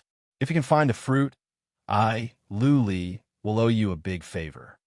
Grandmaster would tell the Pavilion of Delicacy not to help Luli. Luli couldn't make it public, so he had to ask Duran to look into it in secret. Duran agreed to Luli's request since it was not a big deal, seeing how serious Luli was. Luli nodded and left. He teleported to the deserted world, and then to the snow mountain of dragons. Go and play. Back at the snow mountain, Little White sneaked out of Luli's sleeve. Its eyes were filled with excitement. Luli threw it to the ground and waved his hand. Little White was very powerful now, so Luli wasn't worried that someone could hurt it. Saint Lord, a patriarch of the Cyan Phoenix race, was guarding outside the hall. He saluted Luli with excitement. Luli nodded and went into the hall. He didn't see Bai Xiaoshuang. She must be cultivating in her own castle. Pushing open the door of the ice room, Luli looked at Bai Xiaoshue, who was frozen on the ice bed. Looking at her pale and beautiful face, Luli felt his heart ache. He walked to the side of the bed and sat down. One of his hands gently caressed Autumn Snow's face through the layer of ice. The corner of his mouth revealed a trace of apology as he said, "Autumn Snow, I'm back. You must have been very lonely when I wasn't here, right? It is my fault. Let me tell you a piece of bad news. I didn't get the antidote this time, so you have to stay here for a while. I'm sorry. I am useless." Luli kept murmuring like a lunatic. He said a lot, but he wasn't sure if Bai Xiaoshue could hear him. He sat in there for a long time without using Xian energy to fight against the cold. Soon, frost appeared on his eyebrows and hair. Soon, frost appeared on his body. At this rate, he might be frozen, but Luli didn't care. He sat there like a statue, motionless. He kept murmuring like a lunatic. After a while, Luli couldn't even speak. A thin layer of ice had formed around him. He had become an ice sculpture. Luli seemed to be tired of talking. He stopped talking and just stared at Bai Xiaoshue quietly, letting the ice around him get thicker and thicker. Squeak, squeak. Half an hour later, the door was pushed open. Bai Xiaoshuang walked in and saw a person sitting beside the bed. That person was gazing at Autumn Snow with deep emotions in his eyes. However, his body had already turned into an ice sculpture. "Russell, Russell," Bai Xiaoshuang did not say anything, but tears fell from her eyes. Unfortunately, the temperature inside was too low. Her tears soon froze and fell to the ground, making a crisp sound. Bai Xiaoshuang had suffered a lot recently, but she knew that Autumn Snow had suffered even more. But, judging by Luli's current state, he might be having a harder time than Bai Xiaoshue. P.S. Keep asking for recommendation votes.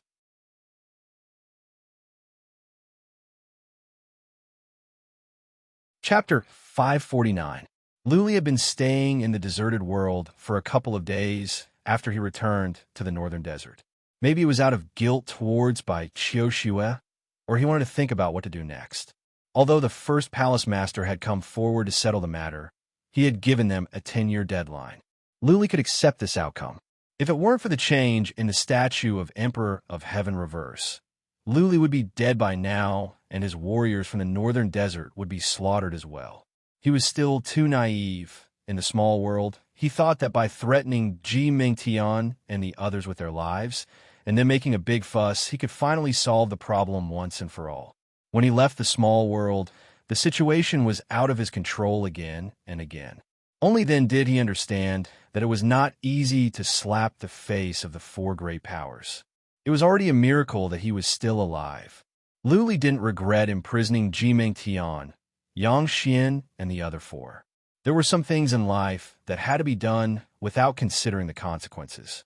If one was afraid of everything, then what was the point of living?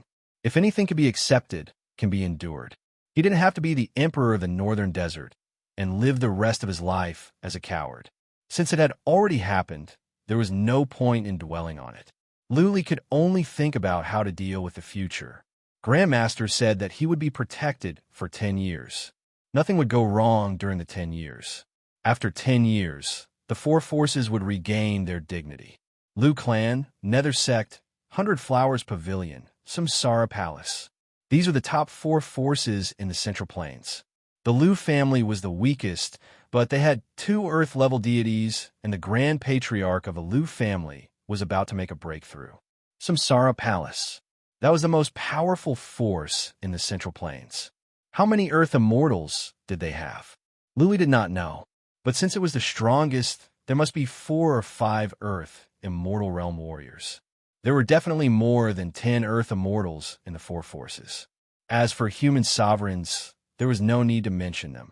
With the current strength of the Northern Desert, not to mention an Earth Immortal Realm warrior, even 2 human sovereign realm warriors could destroy the Northern Desert. 10 years seemed like a long time, but what could be done in 10 years? How many human emperors could they cultivate? Even if he could cultivate 4 or 5 human emperors, what was the point? Luli was troubled. If worse came to worst, he would have to relocate all the people of the Northern Desert to the deserted world and hide there for the rest of their lives. If all the passageways were destroyed, no one from the outside would be able to come in. How are they going to kill them? I have to cultivate hard for the next 10 years and find a way to find the Bodhi fruit. Then, I had to find a way to find my sister. It would be best if I can rescue my parents. Luli made up his mind. He liked to be swift and decisive. After he made up his mind, he walked out of the castle at once. He found a patriarch of the Cyan Phoenix race and said, "Tell God of Ming to come here." The 3rd elder of the Cyan Phoenix race nodded. He went out to take a look and told Chi-Kur that she was back. Luli asked casually, "Where is Yi Cha? Why don't I see him? How has the development of your Cyan Phoenix race and Mammoth race been for the past 6 months?" "The patriarch has returned," 3rd elder reported. "The little princess is trying to break through to the imperishable realm. Patriarch is worried, so he went back to take a look. Our 2 races are developing well.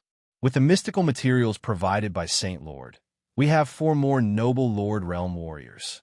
All of them have entered the deserted world." "Little princess?" Luli remembered the shrewish and unruly little girl. He pursed his lips, nodded, and said, "Princess, she is so talented. She is only 13, right? He's about to break through to the imperishable realm, and his talent isn't inferior to the top young masters and young ladies of the 12 royal families."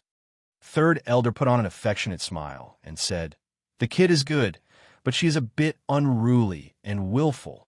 Bang, bang, bang. They chatted for a while when they heard some muffled footsteps from the distance. A huge figure was walking over. It was God of Ming. There were many teleportation formations built in the deserted world, so it was convenient for God of Ming to come over. Luli had seen many barbarians in the small battlefield. He didn't mind the size of the Titan race anymore. He didn't feel pressured at all. That being said, God of Ming was at the human sovereign realm. His chi and energy were still horrifying. "Saint Lord." God of Ming bowed and then looked at Luli. He nodded and said, "Saint Lord, you have made great progress." 3rd patriarch looked at Luli in surprise. Luli was still at the initial stage of the imperishable realm. Why did God of Ming say he had made great progress? Human sovereign realm warriors do have sharp senses. Luli nodded to himself. He thought about it and said, "I have made some progress. I have learned a kind of soul attack. Now, I can subdue the souls of warriors at the peak of the noble lord realm as long as they don't have powerful treasures. I can kill average warriors at the peak of the noble lord realm in an instant." Soul attack? 3rd patriarch's eyes were wide open. It had only been half a year, and Luli had become a soul warrior? He could subdue the souls of warriors at the peak of the noble lord realm? Impressive. God of Ming exclaimed sincerely. He was right about Luli. Luli was a genius. Right at that moment, Little White suddenly flew up from the foot of the mountain and hopped onto Luli's shoulder. Luli patted Little White's head lovingly and said, "My progress is nothing. Little White is freakish. He can destroy Quasi-Relic. I think he can survive 1 strike from a human sovereign realm warrior." "What?" This time, even God of Ming was stunned. Luli said to Little White with a smile, "Show them the ding of Barbarian God." Buzzing, the horns on Little White's head glowed as the ding of Barbarian God came out and floated in midair. Little White shot out some thunderbolts. The ding of barbarian god glared. Black airflow surrounded it, and some mysterious runes were glowing. A surge of ancient chi and energy spread out. Quasi-relic, god of Meng and third patriarch knew their stuff. Their eyes glowed like the sun. Luli was satisfied with their expressions. He was the Saint Lord of the Cyan Phoenix race, the Mammoth race, and the Titan race. He was improving fast and had powerful means. He could intimidate powerful warriors of the three races. Otherwise, even if Yi Cha, god of Meng, and Meng Ji were convinced, his subordinates would not. That was why Luli told them he could use soul attacks and asked Little White to take out the ding of barbarian god. Otherwise, he wouldn't have mentioned it. Let's not talk about this. Luli asked Little White to put away the ding of barbarian god and asked god of Meng, how many passageways are there in the deserted world? Passageways. God of Ming thought about it and said, there are 3. One is connected to the northern desert, the other one is connected to the central plains, and the third one is connected to the Serenity Plains. I have had the other 2 passageways sealed. Warriors of the central plains and the Serenity Plains don't know about them. They are well hidden. Serenity Plains? Luli frowned. He took out a map from his ring and began to study. He knew that the Great Land was divided into 9 plains, but he only knew about the Central Plains, the Siam Plains, and the Northern Desert. Central Plains, Siam Plains, Wing Plains, Yin Plains, Liang Plains, Northern Desert, Clouds Plains, Ocean Plains, and Serenity Plains. The Serenity Plains is at the southwest of the Central Plains. How come it is so far away? Luli checked the map carefully and found the Serenity Plains.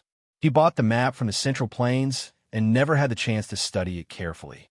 The Great Land was divided into 9 plains. The Central Plains was the largest.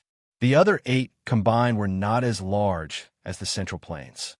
The Northern Desert was even smaller, only a bit larger than the Ocean Plains. Looking at the map, Luli suddenly had an idea. He murmured, I have been looking for my sister at the Central Plains. Could she have been taken to other plains? The more he thought about it, the more his eyes glowed. The Pavilion of Delicacy also asked about the Central Plains. Luli went to the sanctuary to start a mission, but he forgot about the other plains.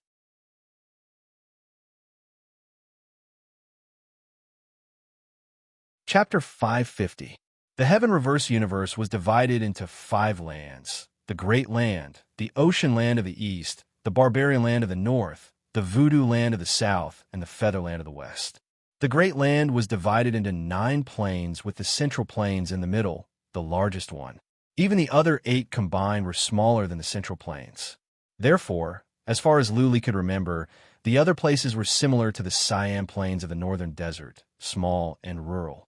Today, he learned from the map that there were 3 large plains: the Clouds Plains, the Wings Plains, and the Serenity Plains.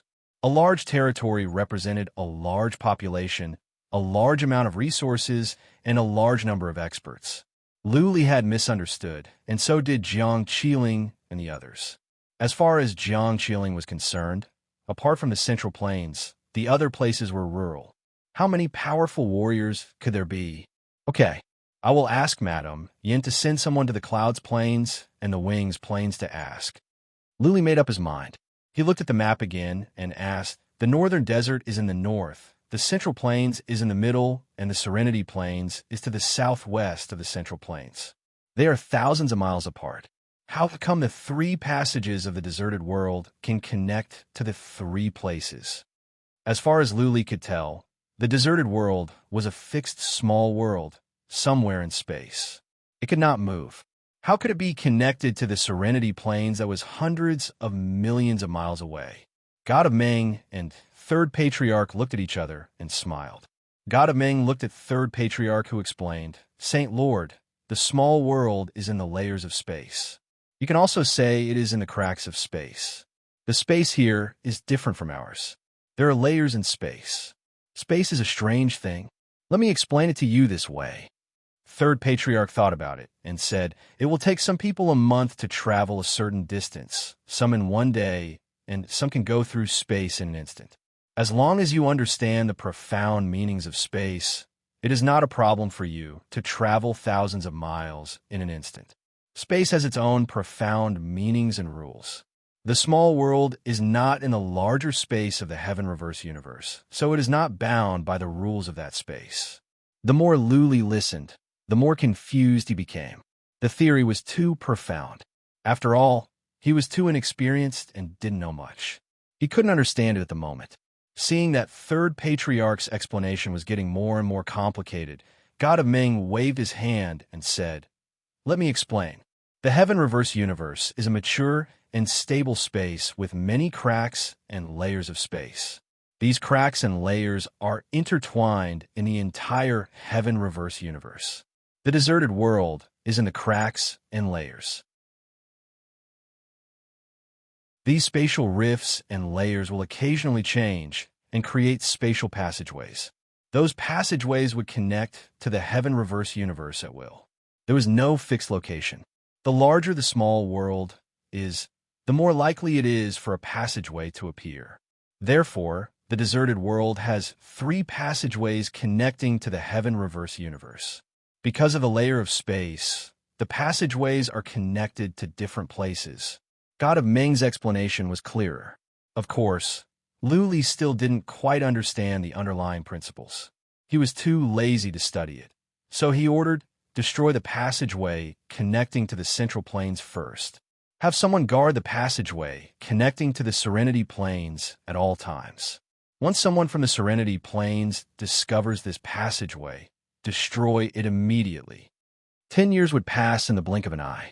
Luli planned to use the deserted world as his last resort. Therefore, he could not let the outside world know about this, and he must cut off the possibility of outsiders coming in. The 2 tunnels were too dangerous. If it were not for the fact that Luli wanted to send someone to the Serenity Plains to investigate, he would have ordered the tunnel to be destroyed as well. Okay, I will go back and make arrangements now. God of Ming nodded. He was about to leave when Luli stopped him and said, "Go and collect the mystical materials in the deserted world. Collect as many as you can. I will go and trade for the mystical materials we need for cultivation. The mystical materials for cultivation can last for a while." God of Ming said with a frown, "Last time, you said you would trade for them in a couple of years. Did something happen?" God of Ming was perceptive, but Luli didn't want to talk about it. He waved his hand and said, "It's okay. Just listen to me." God of Ming thought for a while, but said nothing else. He left to make arrangements. Luli frowned. This matter might affect his relationship with the Pavilion of Delicacy. It was safer to trade for some mystical materials as soon as possible. Otherwise, once Jiang Wua gave the order, Luli wouldn't be able to buy any precious mystical materials even if he had Shin stones. Luli asked Third Patriarch to summon Mingyu while he went to Bai Shashuan's castle to cultivate. In any case, he had to try. What if there was a miracle? It was hard to stay in the deserted world for the rest of his life like a coward. What was more, Lu Ling was not found, Bai Qiushue was not saved, and his parents were not saved. As for Lu Zhengyang, Luli had given up. It was not that he was unfilial, but that he really didn't have the ability.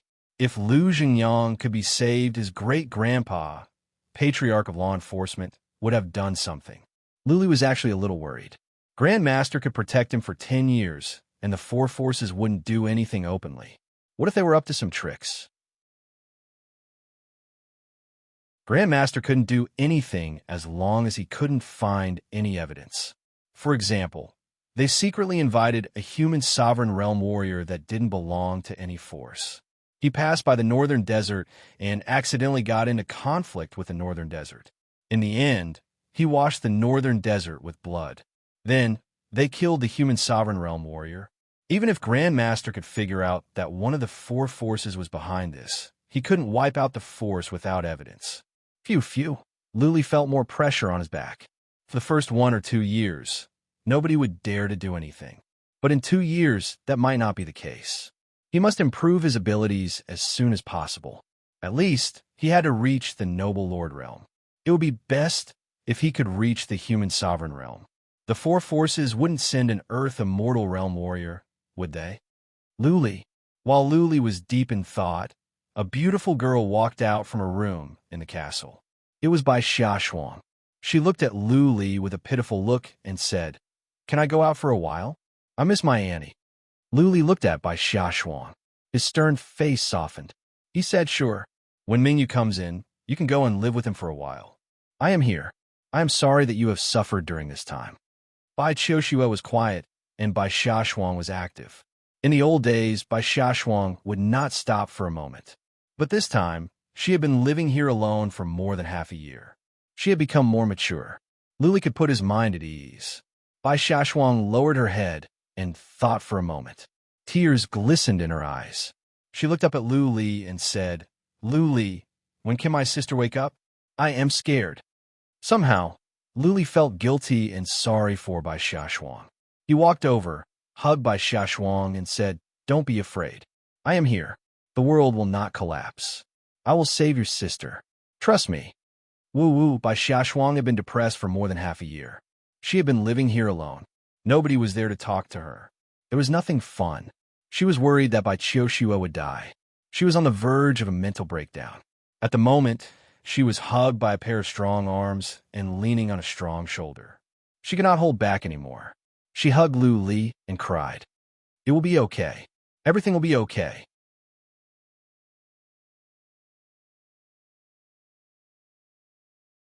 Chapter 551. 2 days later, Mingyu came. Mingyu was Lu Li's most loyal subordinate. He trusted Lu Li more than Madame Yan and Yu Huashan. Over the past half a year, with Lu Li providing Mingyu with a large amount of top-level elixirs and his frequent closed-door cultivation, Mingyu's realm had been improving rapidly. He was about to reach the later stage of the Noble Lord realm. It was a pity that Mingyu had not awakened any bloodline, and the profound meaning he had comprehended was only a low-grade, too profound meaning. Therefore, his future potential was not great. When a warrior reached the late stage, the power of his power Upanishad and the level of his bloodline would make a huge difference. For example, with her 8th-rank bloodline, she could kill warriors at the peak of the Noble Lord realm, even if she was only at the initial stage. If Mingyu hadn't comprehended a powerful profound, then it would have been a waste of spiritual materials on him. Luli didn't think it was a waste. He valued friendship. He wouldn't say anything even if Mingyu threw the mystical materials into the sea. Furthermore, Mingyu was not very old, only in his 30s. He had not joined any faction in the past, and the fact that he was able to cultivate to such a level was already very good. Since he could comprehend 2 profound meanings, did that mean that Mingyu wouldn't have the chance to comprehend any other profound meanings? No one could say for sure. Things like profoundness could be comprehended in an instant when the opportunity presented itself. God of Meng had been sending over more mystical materials. Lu Li asked Mingyu to bring them to the Pavilion of Delicacy. At the same time, someone was sent to the Clouds Plains, Wings Plains, and Serenity Plains to find out about Lu Ling. In addition, someone was sent to the Central Plains to gather information about the Bodhi fruit. Of course, the temple probably couldn't be counted on. That was a chamber of commerce affiliated to the Samsara Palace. The fact that Ji Mengtian knew about Lu Ling proved that the temple had no secrets from the Samsara Palace. Since he had slapped the Samsara Palace in the face this time, he couldn't expect to buy Bodhi fruits from the Samsara Palace. As a matter of fact, Luli didn't have much hope of getting the Bodhi fruit at the Central Plains. Otherwise, the Immortals' Parish would not be incurable in the Central Plains. Grandmaster might have shown Lu Li a secret book of the demon-slaying hall, but the prescription to save a life could easily be circulated. It was better than nothing. Lu Li would not give up until he tried. Lu Li also asked Mingyu to bring Bai Xiaoshuang out. He told her not to leak any information about the deserted world, not even to Madame Yan. It must have been tough on Bai Xiaoshuang after being cooped up in there for so long. Mingyu left, and on the 5th day, Yi Jie came in with a face full of joy. His precious granddaughter had broken through to the imperishable realm, allowing him to see the hope of the Azure Phoenix race's rise. Since Yi Cha was here, Luli didn't plan to go out for a while. He sent 3rd Patriarch out. He would go to the Serenity Plains through the passageway in the deserted world and find out if Lu Ling was there. The elders of the Cyan Phoenix race were very fast, and they were the best scouts. The third elder was the most suitable person to go to Yuzhou to investigate. Yicha and Lu Li had a good relationship, and Lu Li had complete trust in Yicha. Lu Li didn't hide what happened in the small battlefield from Yicha. Of course, Jiang he did not mention that the first hall master had promised to protect him for 10 years. He only said that the first hall master had suppressed the various factions, and the 4 factions would not dare to do anything to him in the future. Yicha frowned after he heard Lu Li's words. He could tell something different from Lu Li's tone. After some thoughts, Yicha stood up, bowed, and said, "Saint Lord, thank you for helping us. We cannot kill Ji Mengtian and Dai Fei Yu this time, but at least you have done us a favor. What is done is done. It is pointless to dwell on it. If the 4 forces want to wash the northern desert in blood, we will fight them to the death." Samsara Palace and the Pavilion of Blossoms were among the 6 forces that destroyed the Cyan Phoenix race and the Mammoth race. Even though Lu Li didn't do this for the sake of the Cyan Phoenix race and the Mammoth race, Yicha still felt happy. Soul attacks. Before Lu Li could say anything, Yicha said after some thoughts, "I remember there is an incomplete book in our race about soul cultivation. We are not good at soul attacks, so we have left it in our ancestral house. That book was left by an ancestral god. I will go back and get it now and see if it can help you, Saint Lord." Incomplete book? Lu Li's interest was piqued. He had to figure out soul attacks on his own. He had no guidance. It would be best if he could find a book, not to mention it was left by the ancestral god of the Cyan Phoenix race. At once, Lu Li told Yicha to go back and get it. He had nothing to do here anyway. Lu Li went back to the castle to cultivate. If Jiang Qiling went back to the Pavilion of Delicacy, she would find a way to find him. It was unrealistic for him to go to her. Therefore, Lu Li had to bury his longing for Jiang Qiling in his heart. He had nothing to do at the moment, so he had to focus on cultivation. He concentrated on making progress in his realm and building fate wheels. He had endless high-level mystical materials. As long as he worked hard, his realm could continue to grow. Several days later, Yicha came back with a letter from the Pavilion of Delicacy. Lu Li opened the letter at once. He felt bitter after reading it. Jiang Qiling was staying at the demon-slaying hall. This was within Lu Li's expectation. In the future, chosen warriors would cultivate faster at the demon-slaying hall. Jiang Tianshun wouldn't let Jiang Qiling stay with Lu Li. He would try his best to keep her here. Even though Lu Li was not in a good mood, he had to admit that it was better for Jiang Qiling to stay at the demon-slaying hall. Emperor of Heaven Reverse had given her something miraculous. If she could learn it, her abilities would soar. If she was allowed to go back to the Pavilion of Delicacy, she might go to the northern desert often. By then, the conflict between her and Jiang Wuwa would grow deeper. Things could get out of control, and Jiang Qiling wouldn't be able to focus on cultivation. Lu Li shook his head and put the matter of Jiang Qiling aside. He took over a yellow hide scroll from Yicha. The hide scroll was incomplete. Some mysterious characters that Lu Li couldn't understand were written on it. There must be thousands of characters. Lu Li read it for a while. He handed it to Yicha with a frown and said, "Is it the ancient language? I don't understand it. Translate it for me." Yicha understood the ancient language. He took it and looked at it, then said there were originally 5 secret soul techniques recorded on it. Unfortunately, the animal skin scroll was torn in half. Now, only 2 of them are complete. I can't cultivate the other 3. 2 of them are complete? Lu Li was excited. He had thought that there was only 1 soul skill. He didn't expect that there were 5 and 2 of them were complete. He said in a hurry, "Translate it. Translate the complete meaning." But Yicha was embarrassed. He said with a bitter smile, "I can translate. But for some words, everyone has their own understanding. Saint Lord, I suggest you learn the ancient language. I will translate it and we can compare. Maybe you can learn it faster." "I have to learn the ancient language?" Lu Li was troubled, but Yicha was right. What if Yicha's translation was wrong?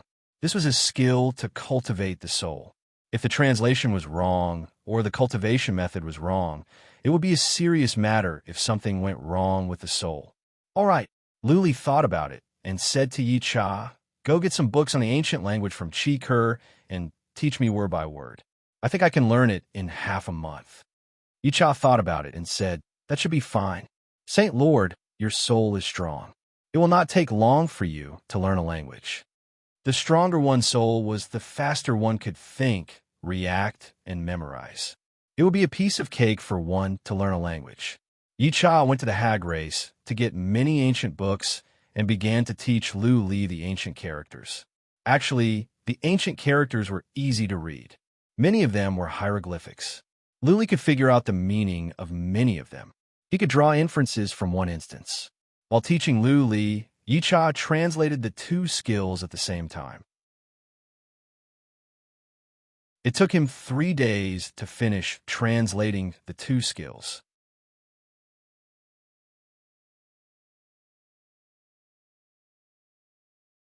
Chapter 552. Of the two soul skills, one was called soul shattering and the other was soul snatching. Just from the literal meaning, the two skills were powerful. Soul shattering was to combine soul attack with physical attack to crush the enemy's head and soul directly. The double attack of physical and soul could catch the enemy off guard. Soul snatching was more bizarre. It was similar to the witchcraft of the voodoo race, which could plant soul seeds in the enemy's soul silently. Then, the soul seeds would take root and sprout, controlling the enemy's soul and turning them into puppets. Just from the literal meaning alone, Lu Li and Yi Cha could tell how powerful the two skills were. Even in the ancient times, these soul skills must be awe-inspiring. No wonder the ancestor god of the Cyan Phoenix race collected them. It is written on the hide scroll that the 5 skills are called the 5 skills of Soul Ancestor. So, Soul Ancestor must be a powerful soul cultivator in the ancient times. It is a pity that the other 3 skills are not complete. I think the other 3 skills are more powerful. Yi Cha sighed with pity. The hide scroll was something that even the ancestor god of the Cyan Phoenix race valued. He once told the later generations of the Cyan Phoenix race to find a way to train 1 or 2 soul warriors. But it was difficult to become a soul warrior. Nobody at the Cyan Phoenix race knew about this. Without guidance, the later generations could not figure it out. Don't be greedy. It is enough that you can learn these 2 skills. Lu Li read the thousands of characters over and over again. He couldn't understand many of the sentences, let alone learn them. He looked up and said, "Translate it carefully and make sure everything is correct. If there is one mistake, my soul will be in trouble. I will continue to learn the ancient language." At first, Lu Li was not interested in the ancient language, but now he was very passionate. He was afraid that Yi Cha would make a mistake, so he decided to spend a month to master the ancient language and make sure the skill was correct before he started. Lu Li also sent a message to Chi Ke, asking her to find a race in the deserted world that was proficient in the human language and the ancient language to teach him the ancient language. Also, he separated the sentences in the hide scroll and asked them to translate them separately. He must make sure that the translation was correct. Lu Li devoted himself to the 2 soul skills. He didn't spend time on cultivation or anything else. He even forgot about Bai Qiu Xue and Jiang Qiling. He devoted himself to the 2 skills. 1 month. Lu Li had been learning the ancient language for a month. He had asked Chi Ke to teach him the rest of the time. His understanding of the ancient language had surpassed Yi Cha's. Not only could he read ancient characters, but he could also speak some ancient languages. A month later, even Chi Ke had to admit that Lu Li had a profound understanding of the ancient language. It was no longer a problem for him to learn 2 soul skills. There was no need for translation at all. He could just look at the beast hide scroll and cultivate. Lu Li did not let his guard down. He carefully read through the skill translated by Yi Cha and the documents translated by some warriors of the deserted world who knew the human language and ancient language. After making sure that everything was in order, Lu Li decided to cultivate. Lu Li's soul was stronger than Yi Cha's. Learning the ancient language in 1 month was equivalent to 10 years for an average child. Lu Li valued the 2 soul skills.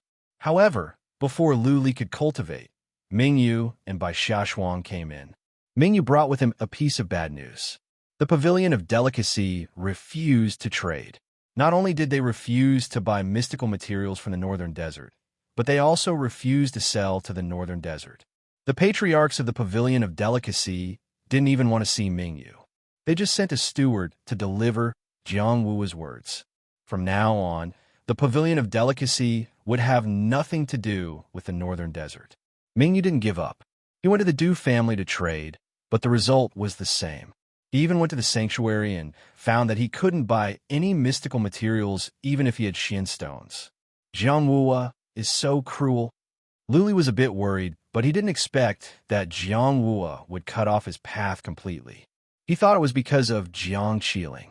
He didn't know that it was the Grand Master of the Demon-Slaying Hall who gave the order. The Grand Master only said that they could not take care of Luli. Clearly, Jiang Wu had misunderstood the Grand Master.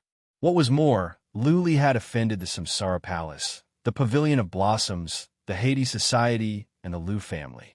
How could Jiang Wu have anything to do with Luli? Wouldn't that mean going against the four forces? Luli had a headache. If he could not trade with the Pavilion of Delicacy, the Northern Desert would not be able to get any resources in the future. Many mystical materials for cultivation would not be available. For example, Luli needed the pellet of delicacy to cultivate Xian energy. Without this pellet, the speed of cultivating Xian energy would be slowed down. Granted, there were still some pellets of delicacy and mystical materials for Noble Lord Realm. But how long could they last? Without enough mystical materials, the Northern Desert would not be able to nurture a large number of powerful warriors or develop. Once the Northern Desert ran out of mystical materials and the news that the four forces would attack the Northern Desert in 10 years, the entire Northern Desert would be in chaos. People like Yu Huashan might betray the Northern Desert and become a spy of the four forces, a hopeless situation. Not even the Pavilion of Delicacy dared to trade with him. How could the other forces do so? Would the Du family of the Palace of Peaceful Heavens? Would the Palace of Heaven's Roars? Luli felt an invisible net was coming to him, trying to trap him at the Northern Desert. In 10 years, the net would be closed and he and everyone else would become livestock waiting to be slaughtered. The problem was, this situation could not be solved. No force or family dared to trade with the Northern Desert. Apart from escaping to the deserted world, there was no other way for him to go. Go to the Siam Plains and find a way to control a fifth-rank family or cooperate with them. Then use this family to buy mystical materials at the Central Plains and the Siam Plains. Spend all your Xian crystals. Also, send someone to the Central Plains to buy mystical materials separately. Don't buy too many. Buy them bit by bit. Buy as many as you can. You and Madame Yin will take care of this. Luli gave all the Xian crystals he had to Mingyu after some thoughts. He still had some Xian crystals left after he traded with the Pavilion of Delicacy. Before the families of the Central Plains realized what was going on, Luli should go and buy some on a small scale. The mystical materials unique to the deserted world could not be sold at the Central Plains.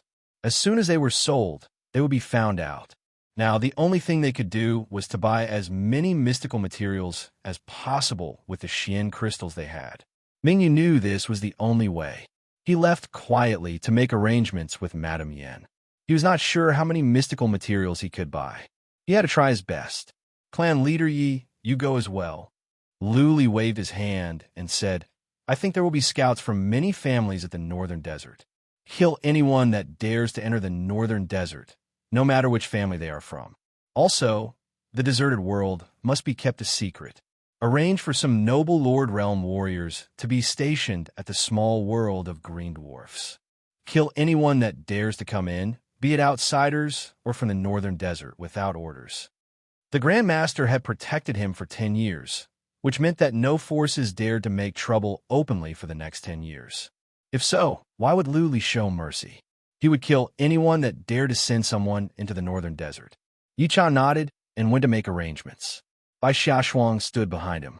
She did not know what was going on, but she could tell from the looks of others and Luli's words that something big must have happened. She was not a fool. After Yicha left, she asked in a weak voice, Luli, what is going on? Is it serious? Luli had been thinking about something, so he didn't pay attention to Bai Xiaoshuang, who was standing next to him. Her words startled him. He forced a smile and said, "It is a bit troublesome, but don't worry. We will take care of it. Just focus on your cultivation." Okay, Bai Xiaoshuang nodded obediently. Her eyes were misty. She remembered the first time she met Luli at the God Down City. Back then, Luli could crush the Su family of the God Down Island easily. How long had it been? Now Luli was holding up the sky for the northern desert.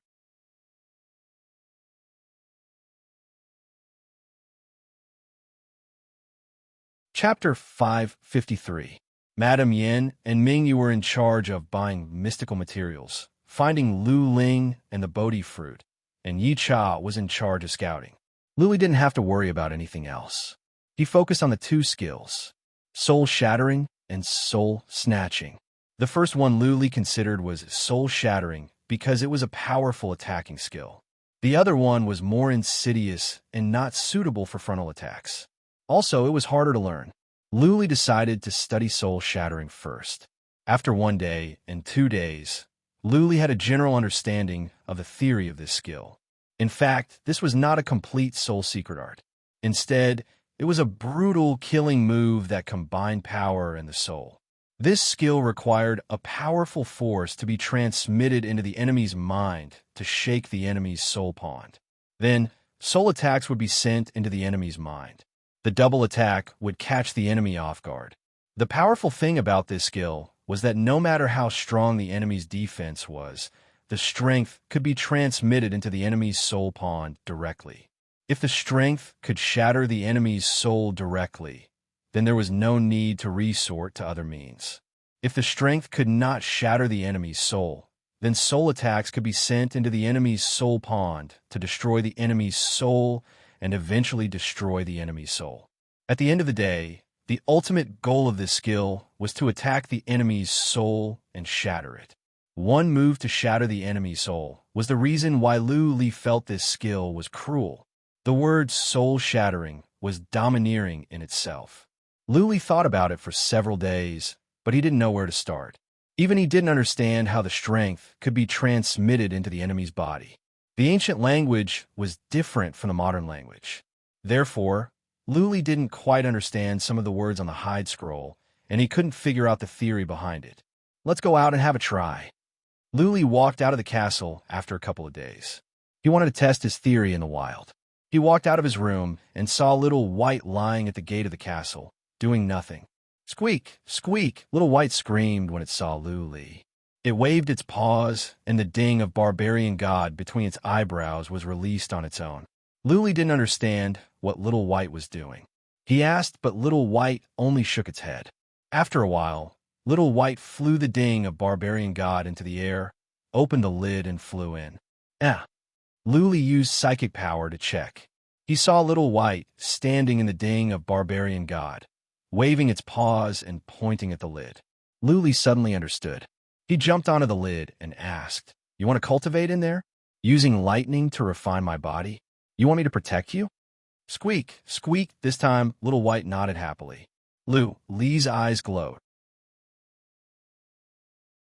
Whitey had been struck by lightning for 7 days and 7 nights in the cauldron. Its body had become extremely strong under the transformation of divine power and lightning. Now, it still wanted to continue tempering its body. In that case, Whitey's physical body could continue to grow stronger.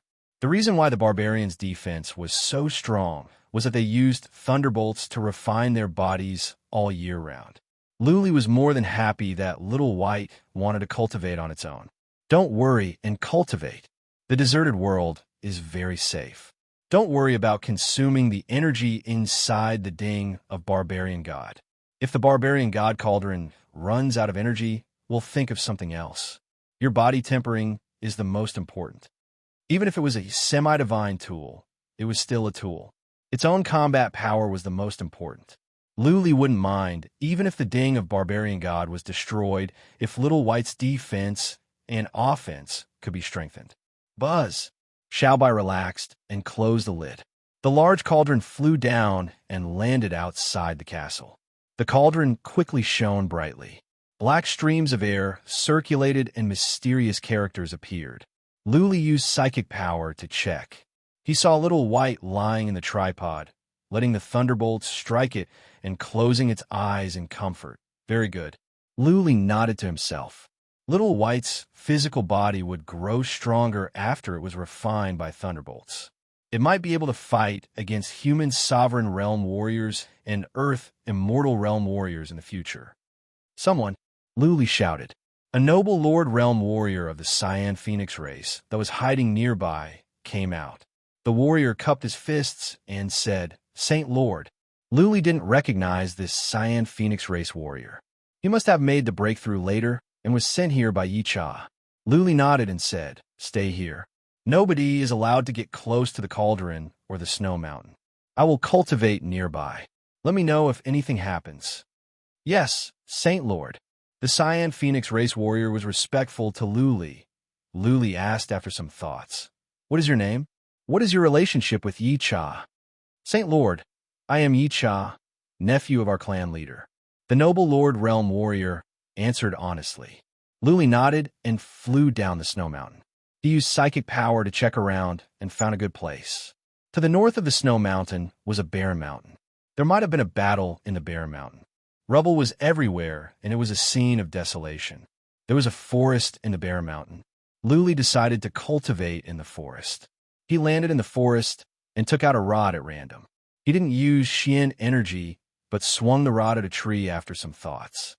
Bang! How strong was Luli? Even a casual swing could carry more than 11,000 pounds of strength. The tree that was thick enough for a man to wrap his arms around was broken.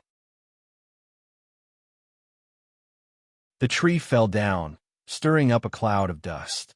This soul-shattering skill is hard to cultivate. Luli frowned. He didn't want the tree to be broken. He wanted the tree to be unharmed on the outside but crushed on the inside. That was the result he wanted. The soul-shattering skill was very clear. Luli had to transmit his strength to crush the enemy's soul pawn directly. This was a freakish way of attack. No matter how strong one's defense was, it would be external. The defense of the muscles, bones, organs, and soul pawns would not be strong enough. Take the mystic armor of the Lu family, for example. Average attacks could not break it. What if Luli didn't intend to break the mystic armor at all? What if he transmitted his strength through the mystic armor to crush the internal organs of the Lu family disciples? As long as Luli could master the soul-shattering skill, no matter how strong the enemy's defense was, it would be the same for him. The defense of the soul-shattering warriors' bodies and soul pawns would not be strong. If Luli could crush the soul pawn by force, it wouldn't matter no matter how strong the external defense was. Average attacks could break the external defense, but the soul-shattering skill would transmit the strength in and destroy the internal body and soul pawns. Even barbarians with strong defense must have weak internal organs and soul pawns. Warriors could have treasures to protect their souls, but they could only protect against soul attacks. What Luli was doing was transmitting his strength directly. No matter how strong the treasures were, what was the point? Bang, bang, bang. Luli kept hitting at the trees nearby with his iron rod. Every time, the trees would be cut in half. This was not what Luli wanted.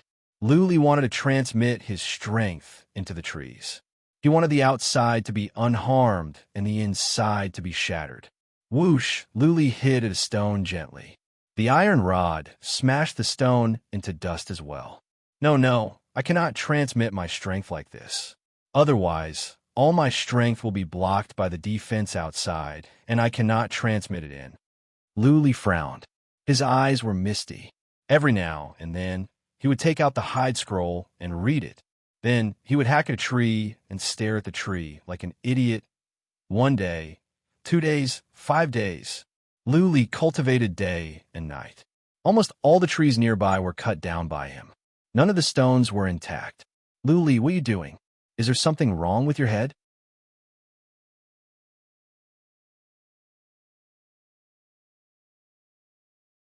Chapter 554. Luli came back to his senses. He looked back at Bai Xiaoshuang and said with a frown, Why are you here? Is there something wrong with my head? You are the one who has a problem. Bai Xiaoshuang was relieved to see that Lu Li's eyes were clear again. She put one hand on her waist and pointed to the surroundings with the other hand and said, "If there is nothing wrong with your head, why did you go crazy? All the trees and rocks in this mountain have been smashed by you. What do you think of the surrounding area?" Lu Li glanced over and couldn't help but laugh. Indeed, the area was in a mess because of him. Almost all the trees were cut into pieces, and so were the stones. It was as if a group of beasts had wreaked havoc. He touched his nose and said, "I am cultivating a secret skill. Why are you here? Aren't you going to make the fourth fate wheel and reach the eternal realm?" "Yes," Bai Xiaoshuang nodded with pride and said, "I am ready. I will start after a few days of rest. I will make the fourth fate wheel soon. Lu Li, I will catch up with you soon." "Ha ha." Lu Li smiled at Bai Xiaoshuang's mischievous behavior. Bai Xiaoshuang was the complete opposite of Bai Qiuxue. She was a lively and pretty girl, cheerful and cheerful. If it were not for the fact that Bai Qiuxue was in trouble, she would always be smiling, which would make people feel better. Lu Li felt a bit confused looking at Bai Xiaoshuang's face. Bai Xiaoshuang and Bai Qiuxue looked identical. Even though they had different temperaments, they seemed to be the same person. Sometimes, Lu Li would lose focus as well. Seeing that Lu Li was staring at her, Bai Xiaoshuang blushed and said, "What are you looking at? Have you never seen a pretty girl?" Lu Li forced a smile, shook his head and said, "Go and cultivate. When you reach the eternal realm, I will give you a gift." "Okay, don't go back on your word." Bai Xiaoshuang's eyes glowed. She kicked on the ground and flew toward the snow mountain of dragons in the distance like a beautiful skylark. "Go on." Lu Li glanced around and flew away to find a dense forest nearby to cultivate. The first step of the soul-shattering skill was to master the transfer of strength.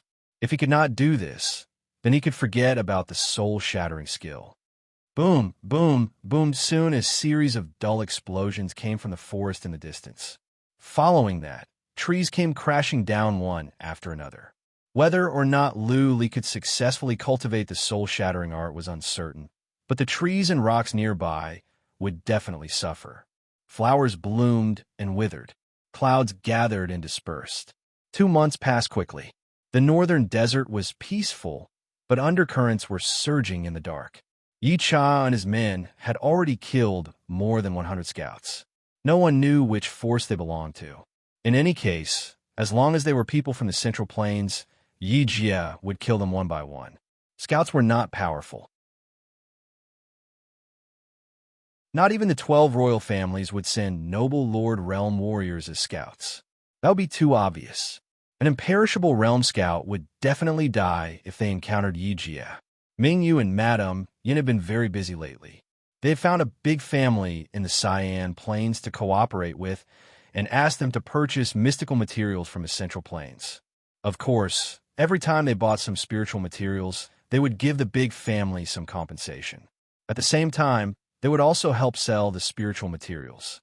They dared not to sell the mystical materials that were unique to the deserted world and the northern desert. Otherwise, they would be discovered soon. Also, Madame Yin sent someone to the Central Plains. They even went out of the territory of the Pavilion of Delicacy and went to the territory of the Palace of Heaven's Roars to buy mystical materials, pellets, and other cultivation resources. Lu Li was rich. He opened the coffin of the Dragon King. There were many purple Xian crystals and mystical materials in there. There should be hundreds of billions of Xian crystals in total. That was the wealth that Dragon King had spent his entire life accumulating. Now, it was all in Lu Li's hands. Lu Li had more than 100 billion Xian crystals left from his deal with the Jiang family and the interspatial rings he got from the small battlefield. He gave all of them to Madame Yin. Over the past half a year, the northern desert had some Xian crystals. In total, there were hundreds of billions of Xian crystals in the national treasury. Lu Li ordered Madame Yin to spend all the Xian crystals they had. She would buy all the resources related to cultivation, even the better pellets in bulk. Madame Yan's hands were sore from spending the Xian crystals. Luckily, the north of the Central Plains was not the territory of the Samsara Palace, the Pavilion of Blossoms, the Lu family, or the Hades Society. Otherwise, the Xian crystals would not be spent so easily. Madame Yin believed that the Pavilion of Delicacy must have noticed something. After all, there had been many people teleporting to the Central Plains recently. Given the power of the Pavilion of Delicacy, it would be a piece of cake for them to find out. Madame Yin told them not to do business at the north of the Central Plains. Jiang Wu didn't kill them all. Otherwise, if the teleportation formation was sealed, they would be doomed.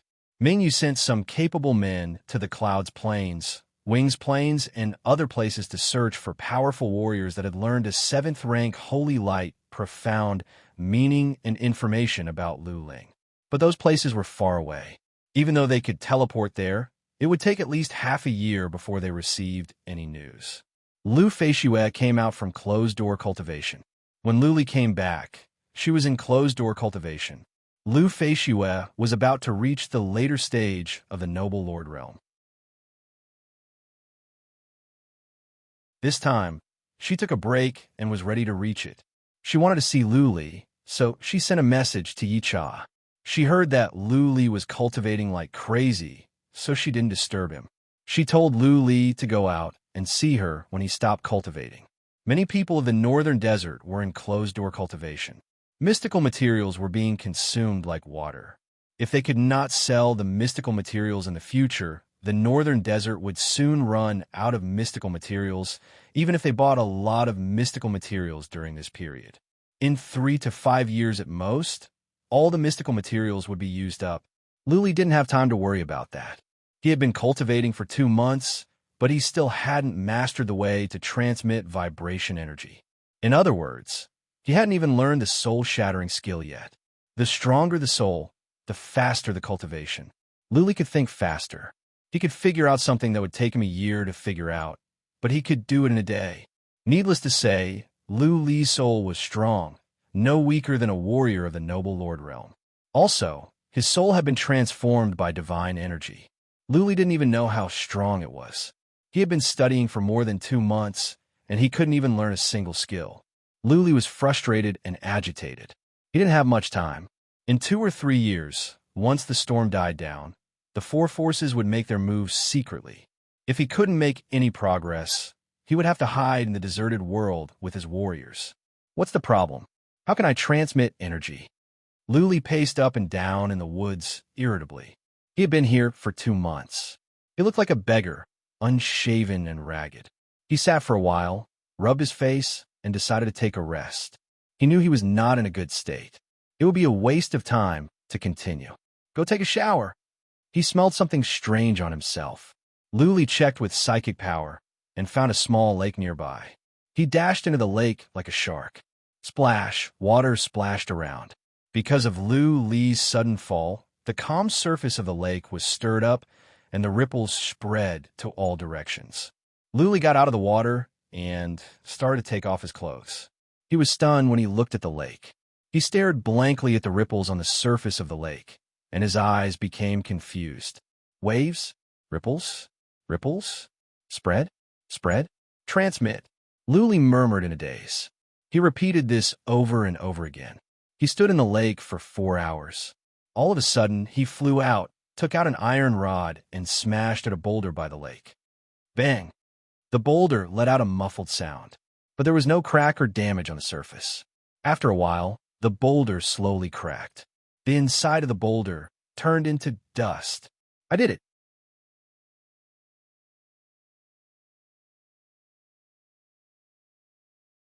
Chapter 555. Boom, boom, boom, boom. Lu Li swung the iron rod and smashed at the boulders by the lake. Every time, he would gradually increase his strength. Later on, he mobilized Xian energy to increase his strength to more than 100,000 pounds. Of the 10 times, only 2 of the boulders exploded because he couldn't control himself. The other 8 times, the boulders trembled and were fine at first. After a while, they cracked, and the dust inside was blown up by the wind. Ha ha ha ha. Lu Li raised his head and laughed. His laughter was so loud that it scared several hag race warriors in the distance. Lu Li was soaked, and his hair and body were covered in dust. His unshaven face made him look like a savage or a beggar.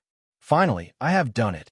After 2 months of hard work, Luli had finally mastered the soul-shattering skill. He couldn't contain his joy. He wished he could use Dragon Roar to vent his frustration. Bang, bang, bang. From the distance came a heavy sound of footsteps.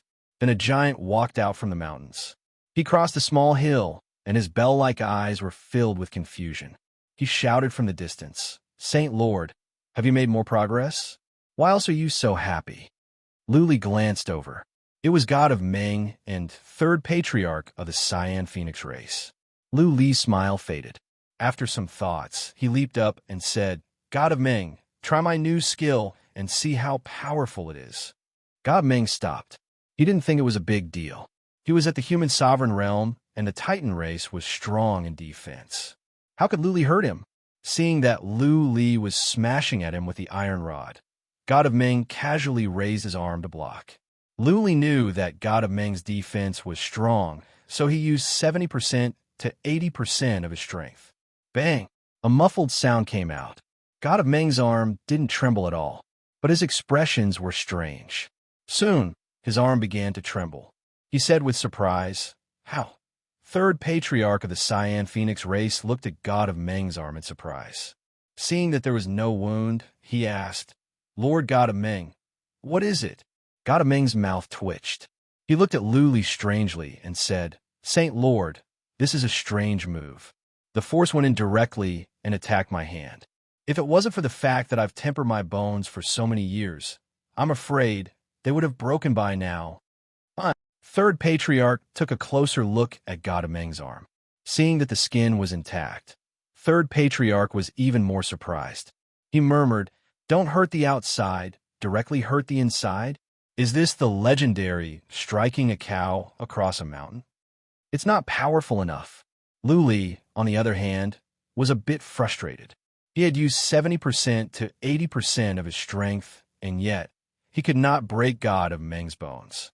Powerful as God of Meng's bones were, he was still disappointed. "God of Meng, how about I attack your back and head? Let's see if I'll get hurt," Luli said with hope.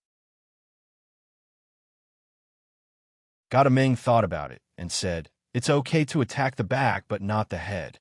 It will be bad if your soul is shaken." "All right." Luli leaped up. His eyes glowed in silver light. He released Burning Blood skill and exerted all his strength. Huh! He swung his iron rod and smashed at God of Meng's back, leaving a series of afterimages in the air. Buzzing, God of Meng didn't dare to be careless. With a dark golden glare around him, he released the secret skill of the Titan race to enhance his physical defense. Bang! With a muffled sound, God of Meng didn't even shake, but his expressions were strange. After a while, blood oozed out from his mouth. "He is hurt." Third patriarch's eyes were wide open. God of Meng, a warrior of the human sovereign realm, was hurt by Luli, and this was the result of God of Meng's secret skill.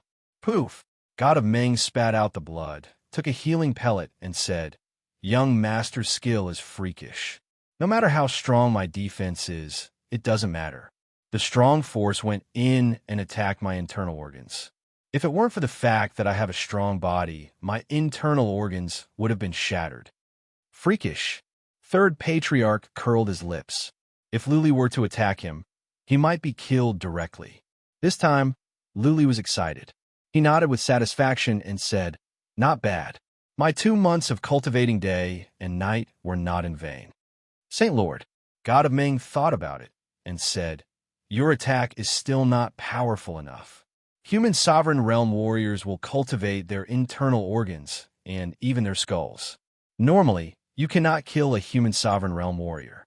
What is more, human sovereign realm warriors have force fields. You'll be killed before you can even get close." Okay, Luli nodded. He must find a way to increase his power. Otherwise, if he couldn't shatter the soul pond of a human sovereign realm warrior, he would be killed in an instant. As for noble lord realm warriors, Luli didn't even have to use the soul-shattering skill. He could kill them with his current skills. Naturally, he had been cultivating soul-shattering to find a way to not kill a human sovereign realm warrior. Just now, Luli had finally mastered the soul-shattering skill. He saw the ripples in the lake and was inspired. That was how he understood it. Usually, the power would be transmitted from one point. The powerful force would burst out directly from that point on the iron rod. Previously, when he attacked trees and stones, the trees and stones would explode.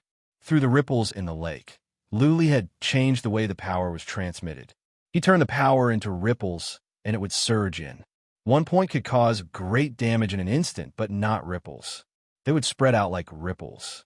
When the power reached inside, Luli would change the way the power was transmitted to one point again. In this way, he could directly attack the internal organs or soul pond of the enemy. Saint Lord, God of Meng thought for a while. He had a vague idea. He said, "Your attack is like waves. Too bad that there is only one. If you could increase the number of vibrating waves by a few more layers and continuously attack me dozens of times, my internal organs would definitely have ruptured just now. At that time, I would have been jolted to death." You have a point. I will study it later. Thank you, God of Meng.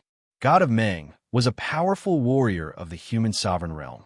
He could see through the surface and grasp the essence of many things. His words inspired Luli, but he had to figure out slowly. He couldn't accomplish it overnight. Okay, God of Meng was satisfied with Luli's attitude. He added, "Also, your realm is too low and your speed of attack is too slow.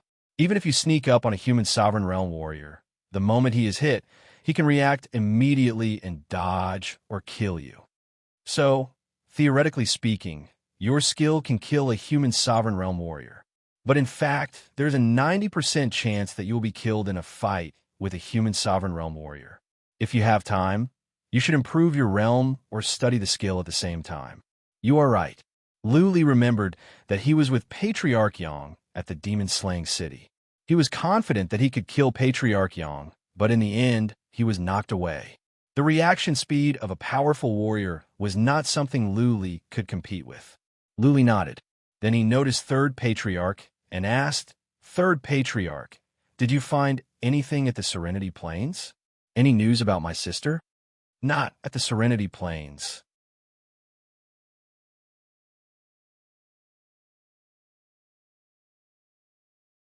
Chapter 556. Clouds Plains, Drifting Cloud Hall. Luli trembled. He was so excited that he almost burst into tears. Finally, there was a piece of good news after such a long time. He asked in a serious tone, "What's the specific situation? Tell me in detail. Tell me everything you know without missing a single detail." Third Patriarch didn't keep Luli guessing. He told Luli everything he knew. After Third Patriarch left the Serenity Plains through the tunnel, he disguised himself and sneaked into a big city. Then, he bribed many people to gather information for him. He had gathered all the information about powerful warriors at the Serenity Plains. There were only 4 powerful warriors at the entire Serenity Plains that had learned a profound meaning above the 6th rank, and one of them was a profound meaning with properties of Earth. Third Patriarch was sure of this from the information he gathered. There were no powerful warriors at the Serenity Plains that had learned Holy Light profound meaning. When Third Patriarch was about to come back, he ran into a caravan from the Clouds Plains on his way back. Unexpectedly, he learned something. The Clouds Plains was in the middle of a war. The 3rd, 4th, and 5th rank forces were attacking the Drifting Cloud Hall, the second most powerful force. Since the most powerful force, the Palace of Sun, didn't do anything, the Drifting Cloud Hall was in a difficult situation. All the powerful warriors of the Drifting Cloud Hall had come out. A great patriarch that had been living in seclusion for more than 100 years came out. It was said that he badly injured a human sovereign realm warrior with one move, and he seemed to have used Holy Light profound meaning. Because of the war at the Clouds Plains, the caravan didn't dare to linger. They went back to the Serenity Plains right away, so they didn't know much. Third Patriarch was not far away from the tunnel, so he didn't go to the Clouds Plains rashly. Instead, he came back to report. Clouds Plains. Luli took out the map and studied it carefully. He found that the Clouds Plains was to the west of the Central Plains, next to the Serenity Plains, and separated by a small inland sea. The Clouds Plains and the Serenity Plains were similar in size. There should be several human sovereign realm warriors at the 2 plains. Mingyu had sent someone to the Clouds Plains, but they wouldn't come back so soon. What was more, Mingyu only sent some average warriors. They might not be as dedicated as he was. Luli thought about it and said, "Third Patriarch, please go to the Serenity Plains again and then to the Clouds Plains. Find out at all costs. If possible, capture a warrior of the Drifting Cloud Hall and interrogate him to find out if my sister is at the Drifting Cloud Hall. Go ask Madame Yin for 100 billion Xian crystals.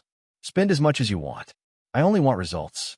If the situation isn't clear, don't act rashly. Report back immediately. Also, find out the situation in Yinzhou. Don't worry, Saint Lord. This time, I will definitely investigate thoroughly." Third Patriarch knew how important Lu Ling was to Lu Li. He nodded and left quickly.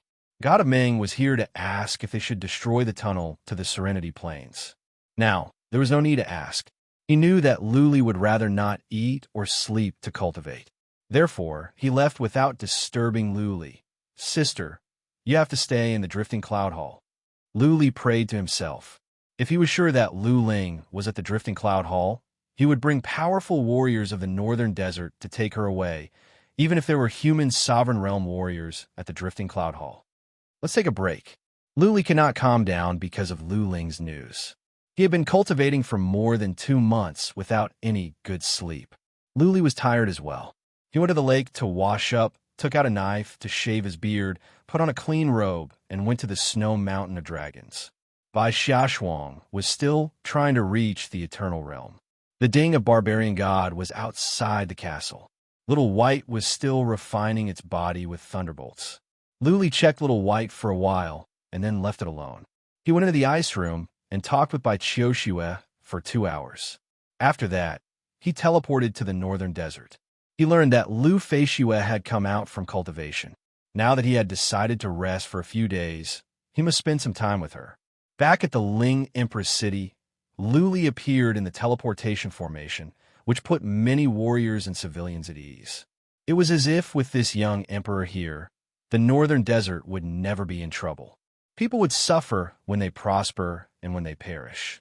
The Northern Desert was unified. There were no more disputes. Civilians of the Northern Desert had been living comfortably for the past year or two. They had gotten used to a peaceful life, and they all hated endless disputes and battles. Lu Li met Lu Feixue and sat with her for an afternoon. He told her what happened at the small battlefield, but he picked the good stuff. He said nothing about Ji Mingtian and the others. Lu Feixue was about to reach the later stage of the Noble Lord realm, and Lu Li didn't want her to worry. Lu Li also told Lu Feixue about the clues he found at the Clouds Plains, which made her happy. Lu Feixue told him to let her know when it was confirmed. After dinner with Lu Feixue, Lu Li went to Madame Yin and asked her about the recent situation. He was a bit relieved to know that they bought a lot of mystical materials. If they could spend all the Xian crystals, the mystical materials they bought, and the ones produced at the Northern Desert could support them for at least 4 to 5 years. They could worry about what would happen after that. "Thank you for your hard work. I have thrown everything to you. You don't have much time to cultivate." Seeing that Madame Yin was still at the peak of the Eternal Realm, Lu Li said apologetically, "Young master, I am willing to die of exhaustion." Madame Yin threw him a flirtatious glance. She seemed to be angry and shy at the same time. She was so beautiful. It had been more than 2 years. Madame Yin didn't look much different from when Lu Li first met her. She was wearing a black silk dress on her well-developed body, which covered up her sexy figure. She was like a ripe peach. Uh-huh. Lu Li smiled and looked away. He didn't dare to look into Madame Yan's seductive eyes. Even though he had made love with the 2 girls, he was passive on both occasions. His mind was not clear, so he was as shy as a virgin. Alas, Madame Yin sighed. She walked over and stood behind Lu Li's chair. She reached out her beautiful hands to massage Lu Li's shoulders and said, "It's okay for us to be tired. Young master is the one who is tired. Even though you don't want to tell me, I have some guesses. It must be troublesome, right? Young master, you are shouldering everything by yourself. You must be more tired than we are." Lu Li had to admit that Madame Yin was an exquisite woman. She knew how to please men and read their expressions. She had hit the nail on the head. Luli closed his eyes. His frown eased up a bit. After a pause, he said, "Don't worry. The sky will not fall. Even if it does, I will hold it up for the Bai family. It is the Bai family that is disappointing." Madame Yin kept on rubbing Lu Li's shoulders. She moved closer to Lu Li's ear and sighed. "Zihuan Xiao and Yu Huashan are disappointing as well. They have wasted so many mystical materials, and none of them has reached the human sovereign realm. Otherwise, they could share some of the burden for you. I am not talented enough, so I cannot become a powerful warrior. I can only be a maid and serve you well." With that said, Madame Yan's tone became softer. She reached out one hand to Lu Li's chest and licked his ear with her tongue. Then, she slid her tongue across the back of Lu Li's neck. She said in a soft voice, "Young master, don't think too much tonight. Let me serve you." Lu Li trembled. Madame Yin was so good at flirting and seducing men. Lu Li's breaths were short. Madame Yin turned around and sat on his lap. She put her arms around his neck. Her face was full of lust, like a seductive vixen. Gulp, gulp, Lu Li's Adam's apple moved. He swallowed out of instinct. There was a reaction down there. His body tightened, and he didn't dare to move. "Young master, you don't have to do anything. Just leave it to me. I promise you that you will feel better than being a god."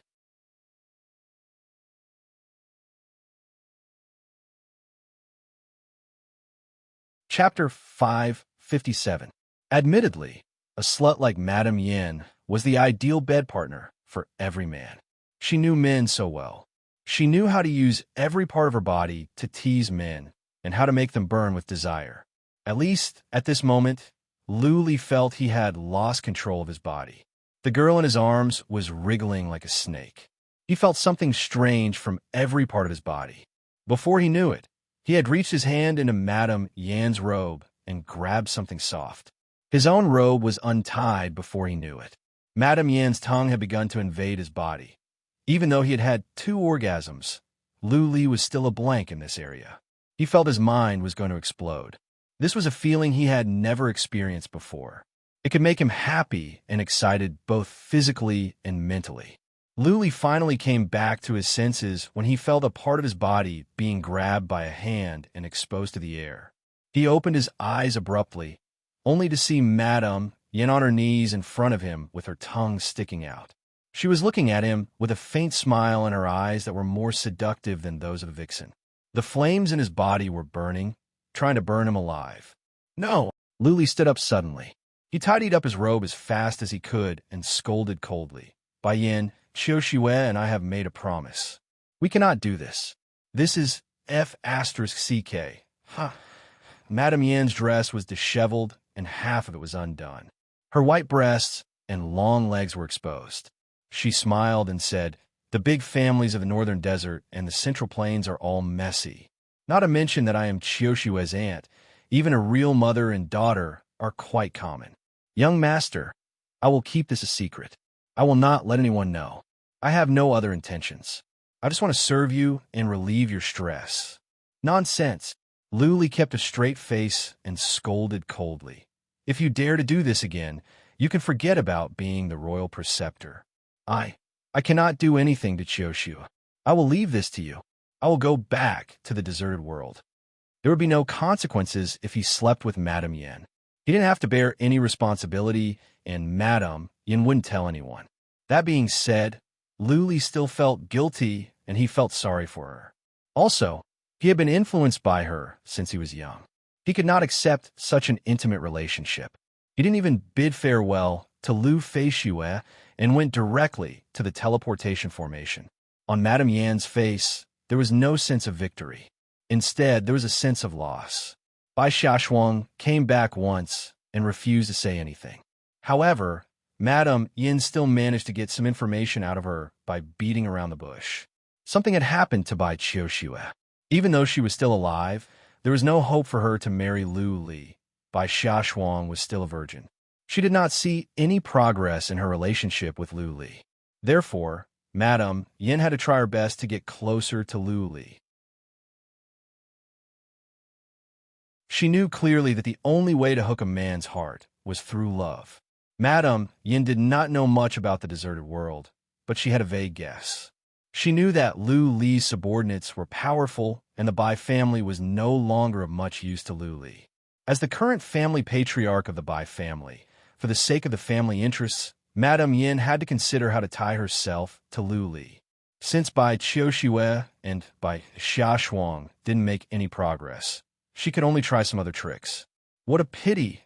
Madame Yin was confident that as long as she had sex with Lu Li, he would not be able to leave her. Her nickname was Black Widow. Not only was she vicious in heart, but she was also vicious in body.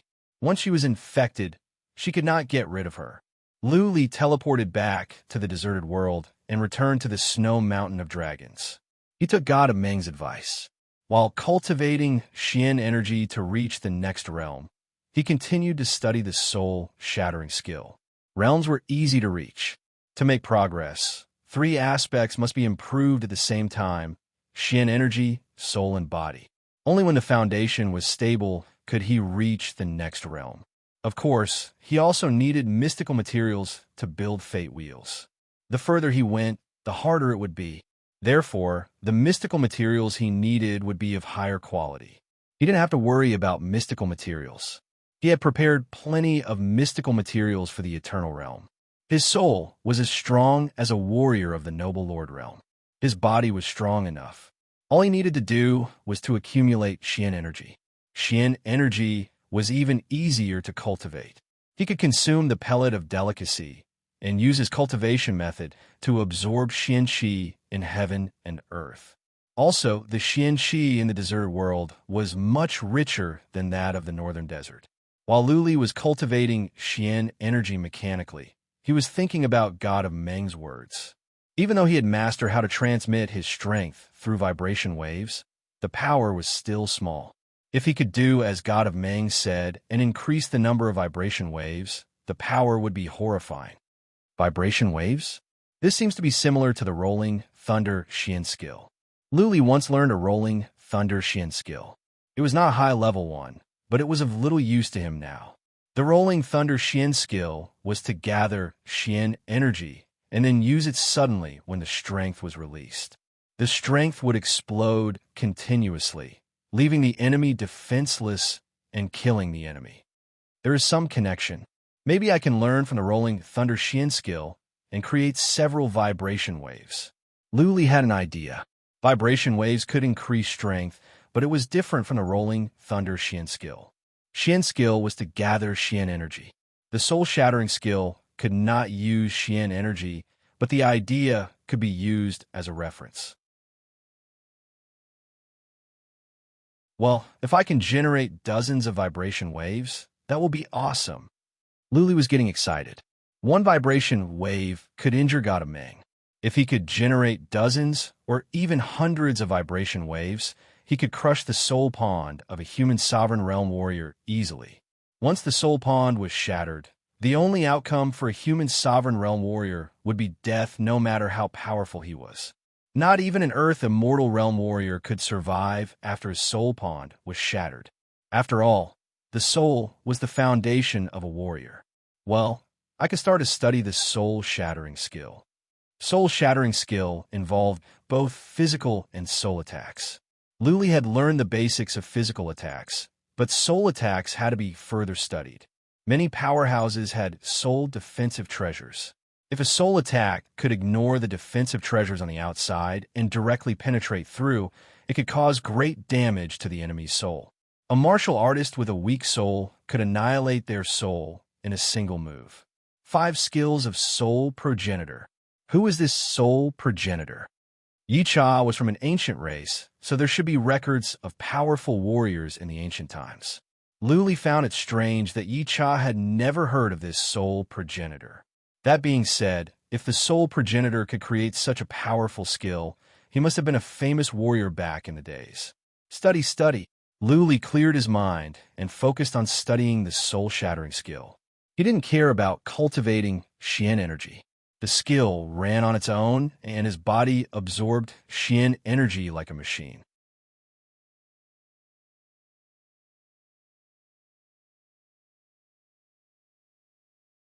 Chapter 558. A month later, Bai Xiaoshuang made the breakthrough. She asked Lu Li for a present at once. Lu Li killed many people in the small world and obtained some interspatial rings. He happened to have an extra sacred artifact, so he gave it to Bai Xiaoshuang. He gave her half a month off so that she could go out and have some fun. During the month, Lu Li himself didn't make much progress. Only his Xian energy grew a bit. He didn't make much progress in the soul-shattering skill. He only mastered some skills of soul ripples. Since strength could form vibration waves, it would be easier to form vibration waves with souls. At the end of the day, the essence was the same. It was just the type of energy that was different. Souls used soul energy, and vibration waves could be formed as well. Lu Li didn't find anyone to test it on. If he were to do it randomly, he could easily destroy someone's soul. Xian beasts didn't have souls, so there was no way to test it. He would have to find some condemned prisoners to do it. Still, only one vibration wave of strength could be formed. He could use the Rolling Thunder Xian skill as a reference. That being said, the Rolling Thunder Xian skill relied on Xian energy to form a second force. This vibration wave of strength could not rely on Xian energy. Anybody could only release strength once when they smashed with the rod. Strength was a force, and naturally, only one vibration wave could be formed. If the force was divided into several vibration waves, the force would be dispersed, but the final result would be the same. It was like punching with 10,000 pounds of strength. If the force was divided into two parts, each part would be only 2,500 pounds. Even if there were two vibration waves, the final result would be only 10,000 pounds. If he smashed with the rod twice in a row, it would take time. It wouldn't be one attack. Lu Li didn't have to worry about warriors of the Noble Lord realm. He needed to kill human sovereign realm warriors. Would human sovereign realm warriors give him time for two attacks? Of course not. What Lu Li needed was to create several shock waves in one attack, and each shock wave should be powerful. This was against common sense. One punch could only carry 10,000 pounds of strength. How could it be divided into several parts, and each part had a strength of more than 10,000 pounds? Power could not be created out of nothing. It could not be conjured out of thin air. Lu Li was stuck in a bottleneck. He had been stuck on this problem for a month. No matter how hard he tried, he could not overcome this problem. God of Meng is the one who suggested this. Should I go and ask him? Lu Li decided to try his luck after thinking for 2 days. After all, God of Meng was a human sovereign realm warrior who had lived for so many years and was intelligent. Perhaps a casual sentence from him could solve his problem? Lu Li came out from cultivation. He checked on Little White and Bai Qiuxiue in the ice room. Then, he teleported to the territory of the Titan race. The Titan race's territory was within a mountain range, and there were no cities. Because the Titan race was too big, they could only dig huge caves within the mountains. However, many of the caves were gorgeous. After all, the Titan clan had been operating in the deserted world for so many years. Lu Li's arrival caused a stir among the Titan race. When the giants guarding the teleportation formation saw Lu Li, they howled in different lengths. Then, God of Ming came out with a group of patriarchs to welcome Lu Li. Many Titan race warriors poked their heads out of the caves and looked at Lu Li with curiosity and respect. You don't have to be so formal. I just came over to have a chat with you. Lu Li waved his hand.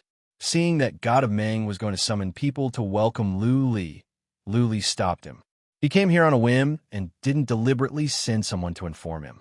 He didn't like these formalities and empty politeness anyway.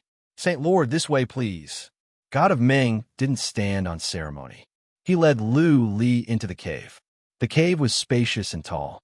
The hall inside was more than 2 miles in width and more than 100 feet in height. There were vents and passages for lighting. Illuminated by luminous pearls, the hall was bright. Let them go. I have something to ask you. Lu Li said to God of Ming when he saw a group of patriarchs followed him in. Someone even ordered a banquet. God of Ming waved his hand and everyone left. Lu Li came straight to the point and told God of Ming how he had come up with the theory. Then he asked, God of Ming, energy cannot be created out of nothing. It is impossible for one vibration wave to be multiplied. I don't think the idea you proposed is possible. God of Meng frowned. That day, he just said it casually to give Lu Li some inspiration. Lu Li had to figure out the details himself. After all, only what was learned by oneself belonged to Lu Li.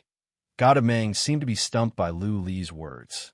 God of Meng thought about it for an hour before he said, "It is not impossible to create something out of nothing. For example, it is very simple. When I punch, I can only have 11,000 pounds of strength. But I can use the force in heaven and earth to make it more than 1 million pounds. There is another way. When I punch, I can only have 11,000 pounds of strength. But I have cultivated the profound meaning with properties of gold, which can change the strength and make it more than 1 million pounds." Lu Li was deep in thoughts. The two ways God of Meng mentioned were actually swapping concepts. The strength of 10,000 pounds was still 10,000 pounds. One was to use the force in heaven and earth to guide other forces in. The other was to turn the strength of 10,000 pounds into 1 million pounds of gold. This had nothing to do with creating something out of nothing. However, God of Meng's words did give Lu Li some inspiration. He frowned. According to God of Meng's idea, if he wanted to form many vibration waves, he would have to integrate profound meanings into the skill. What was profound meaning? It was the truth of heaven and earth. Many warriors could not learn one profound meaning in their entire lives. Lu Li had learned two. Even though one of them had taken a shortcut and stolen it from the demon's memory, it was still a genuine profound. Profound meanings were not something that could be learned easily. Now, God of Meng was asking Lu Li to learn a profound meaning and integrate it into the skill. Wasn't this a little too much? God of Meng grinned to Lu Li. Lu Li surprised him every time. Therefore, God of Meng wanted to put some pressure on Lu Li to see if he could surprise him again. To lead the other races back to the Central Plains was not a simple matter. The deserted world and the northern desert were too weak. Theoretically speaking, they could not fight against the Central Plains. What was more, any one of the 12 royal families could sweep across the northern desert and the deserted world. Therefore, to achieve this goal, the only way was to have a supreme warrior, a chosen warrior, a super powerful warrior that could sweep across the entire great land. Lu Li had this possibility, but his abilities were far from enough. Therefore, God of Meng was purposely putting pressure on Lu Li, hoping that Lu Li could stimulate his potential and create a miracle. God of Meng thought about it and said, "Saint Lord, if you are tired from cultivation, you could take a walk around the deserted world. Don't just stay in closed-door cultivation. Profound meanings are the laws of heaven and earth, the truth of heaven and earth. To learn profound meanings, you must have more contact and understanding with heaven and earth. Maybe at some point, you will be touched by heaven and earth, and you'll be able to understand it quickly. That is why reading books is not as good as traveling."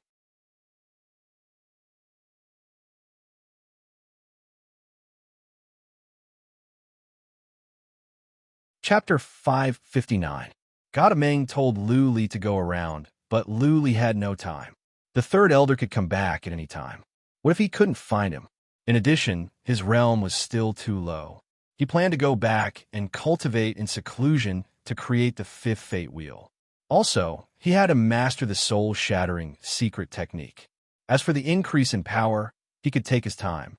Back at the Celestial Dragon Snow Mountain, Bai Xiaoshuang was back.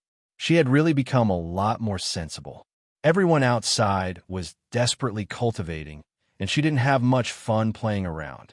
She didn't have much fun outside, so she might as well come back to cultivate. She and Autumn Snow were connected by blood, and they had a strong telepathic connection. If she were to cultivate by the side, Autumn Snow would definitely be able to sense it. This way, she wouldn't be as afraid and lonely anymore. Lu Li ignored her and focused on cultivating Xian energy. At the same time, he asked Yicha to prepare materials for the fifth fate wheel. Average people were afraid of failure when trying to build a fate wheel, but Lu Li was not worried at all because he had many high-level elixirs. It was the same with the rising dragon grass. the chances of success would be much higher when one reached the noble lord realm. He had bought many elixirs at the Pavilion of Delicacy, which could greatly increase the success rate of forming a fate wheel. His talent was not bad, his foundation was very stable, and most importantly, he was young. If he failed to condense it, then his luck was too bad. The younger a martial artist was, the faster their cultivation speed would be, and the faster they would comprehend the profound mysteries of secret techniques. Because when a person was young, their whole body functions were very good. Young people were quick-witted and learned things quickly. As one grew older, one's body would gradually age and one's thoughts would become rigid. Learning and comprehending things would become very difficult. For now, Luli didn't think about how to increase the vibration waves. He focused on learning the soul-shattering skill. At the same time, he cultivated Xian energy day and night, preparing to build the fifth fate wheel. Half a month later, a piece of bad news arrived. The White Cloud City's teleportation formation had been sealed, and Mingyu had purposely come to report. It was said that an elder and a young master from the Samsara Palace had come to see Jiangwuwa. Then, an order came from the Linglong Pavilion. The White Cloud City's teleportation formation was sealed. The teleportation formation was sealed. If people from the northern desert wanted to go to the central plains, they had to cross the sea. However, there were many Xian beasts and some beast kings in the sea. Ordinary warriors would be courting death if they tried to cross the sea. He couldn't ask God of Ming to go to the central plains to buy mystical materials. That would be courting death. The road on this side was cut off, and the road on the Qingzhou side was probably going to be cut off soon. All of this was within Lu Li's expectation. He was not angry. He asked Mingyu to tell Madame Yin to speed up the process of selling and buying mystical materials at the Siam Plains. There was another piece of bad news. After searching for a few months, there was no news of the Bodhi fruit. Not only Mingyu and the others, but Du Ran's message was also fruitless. Du Ran even doubted if the Divine Great Land had this kind of spiritual fruit. This was because he had asked around for a long time, but no one had ever heard of this fruit. He had flipped through many ancient books, but there were no clues. As expected, this was within Lu Li's expectation. If there were Bodhi fruit at the Central Plains, then a mortal's perish wouldn't be a deadly poison. Since the Central Prefecture didn't have it, he could only see if the other prefectures had it. If the Bodhi fruit could not be found at the Great Land, then only the Demon-Slaying Hall could get it. The Demon-Slaying Hall would hold a small battlefield once every 3 years. Luli was still young. Theoretically speaking, he could go there once every 3 years and earn points to trade for Bodhi fruits. But clearly, after what happened last time, Luli would never be able to enter the Demon-Slaying Hall again, unless he sneaked into the Du family by himself, killed all the powerful warriors of the Du family, and forced his way in. Luli had to let Mingyu go out and continue to trade mystical materials. Everything else would be up to fate. He also told Mingyu to send some heinous condemned prisoners here for him to practice the soul-shattering skill.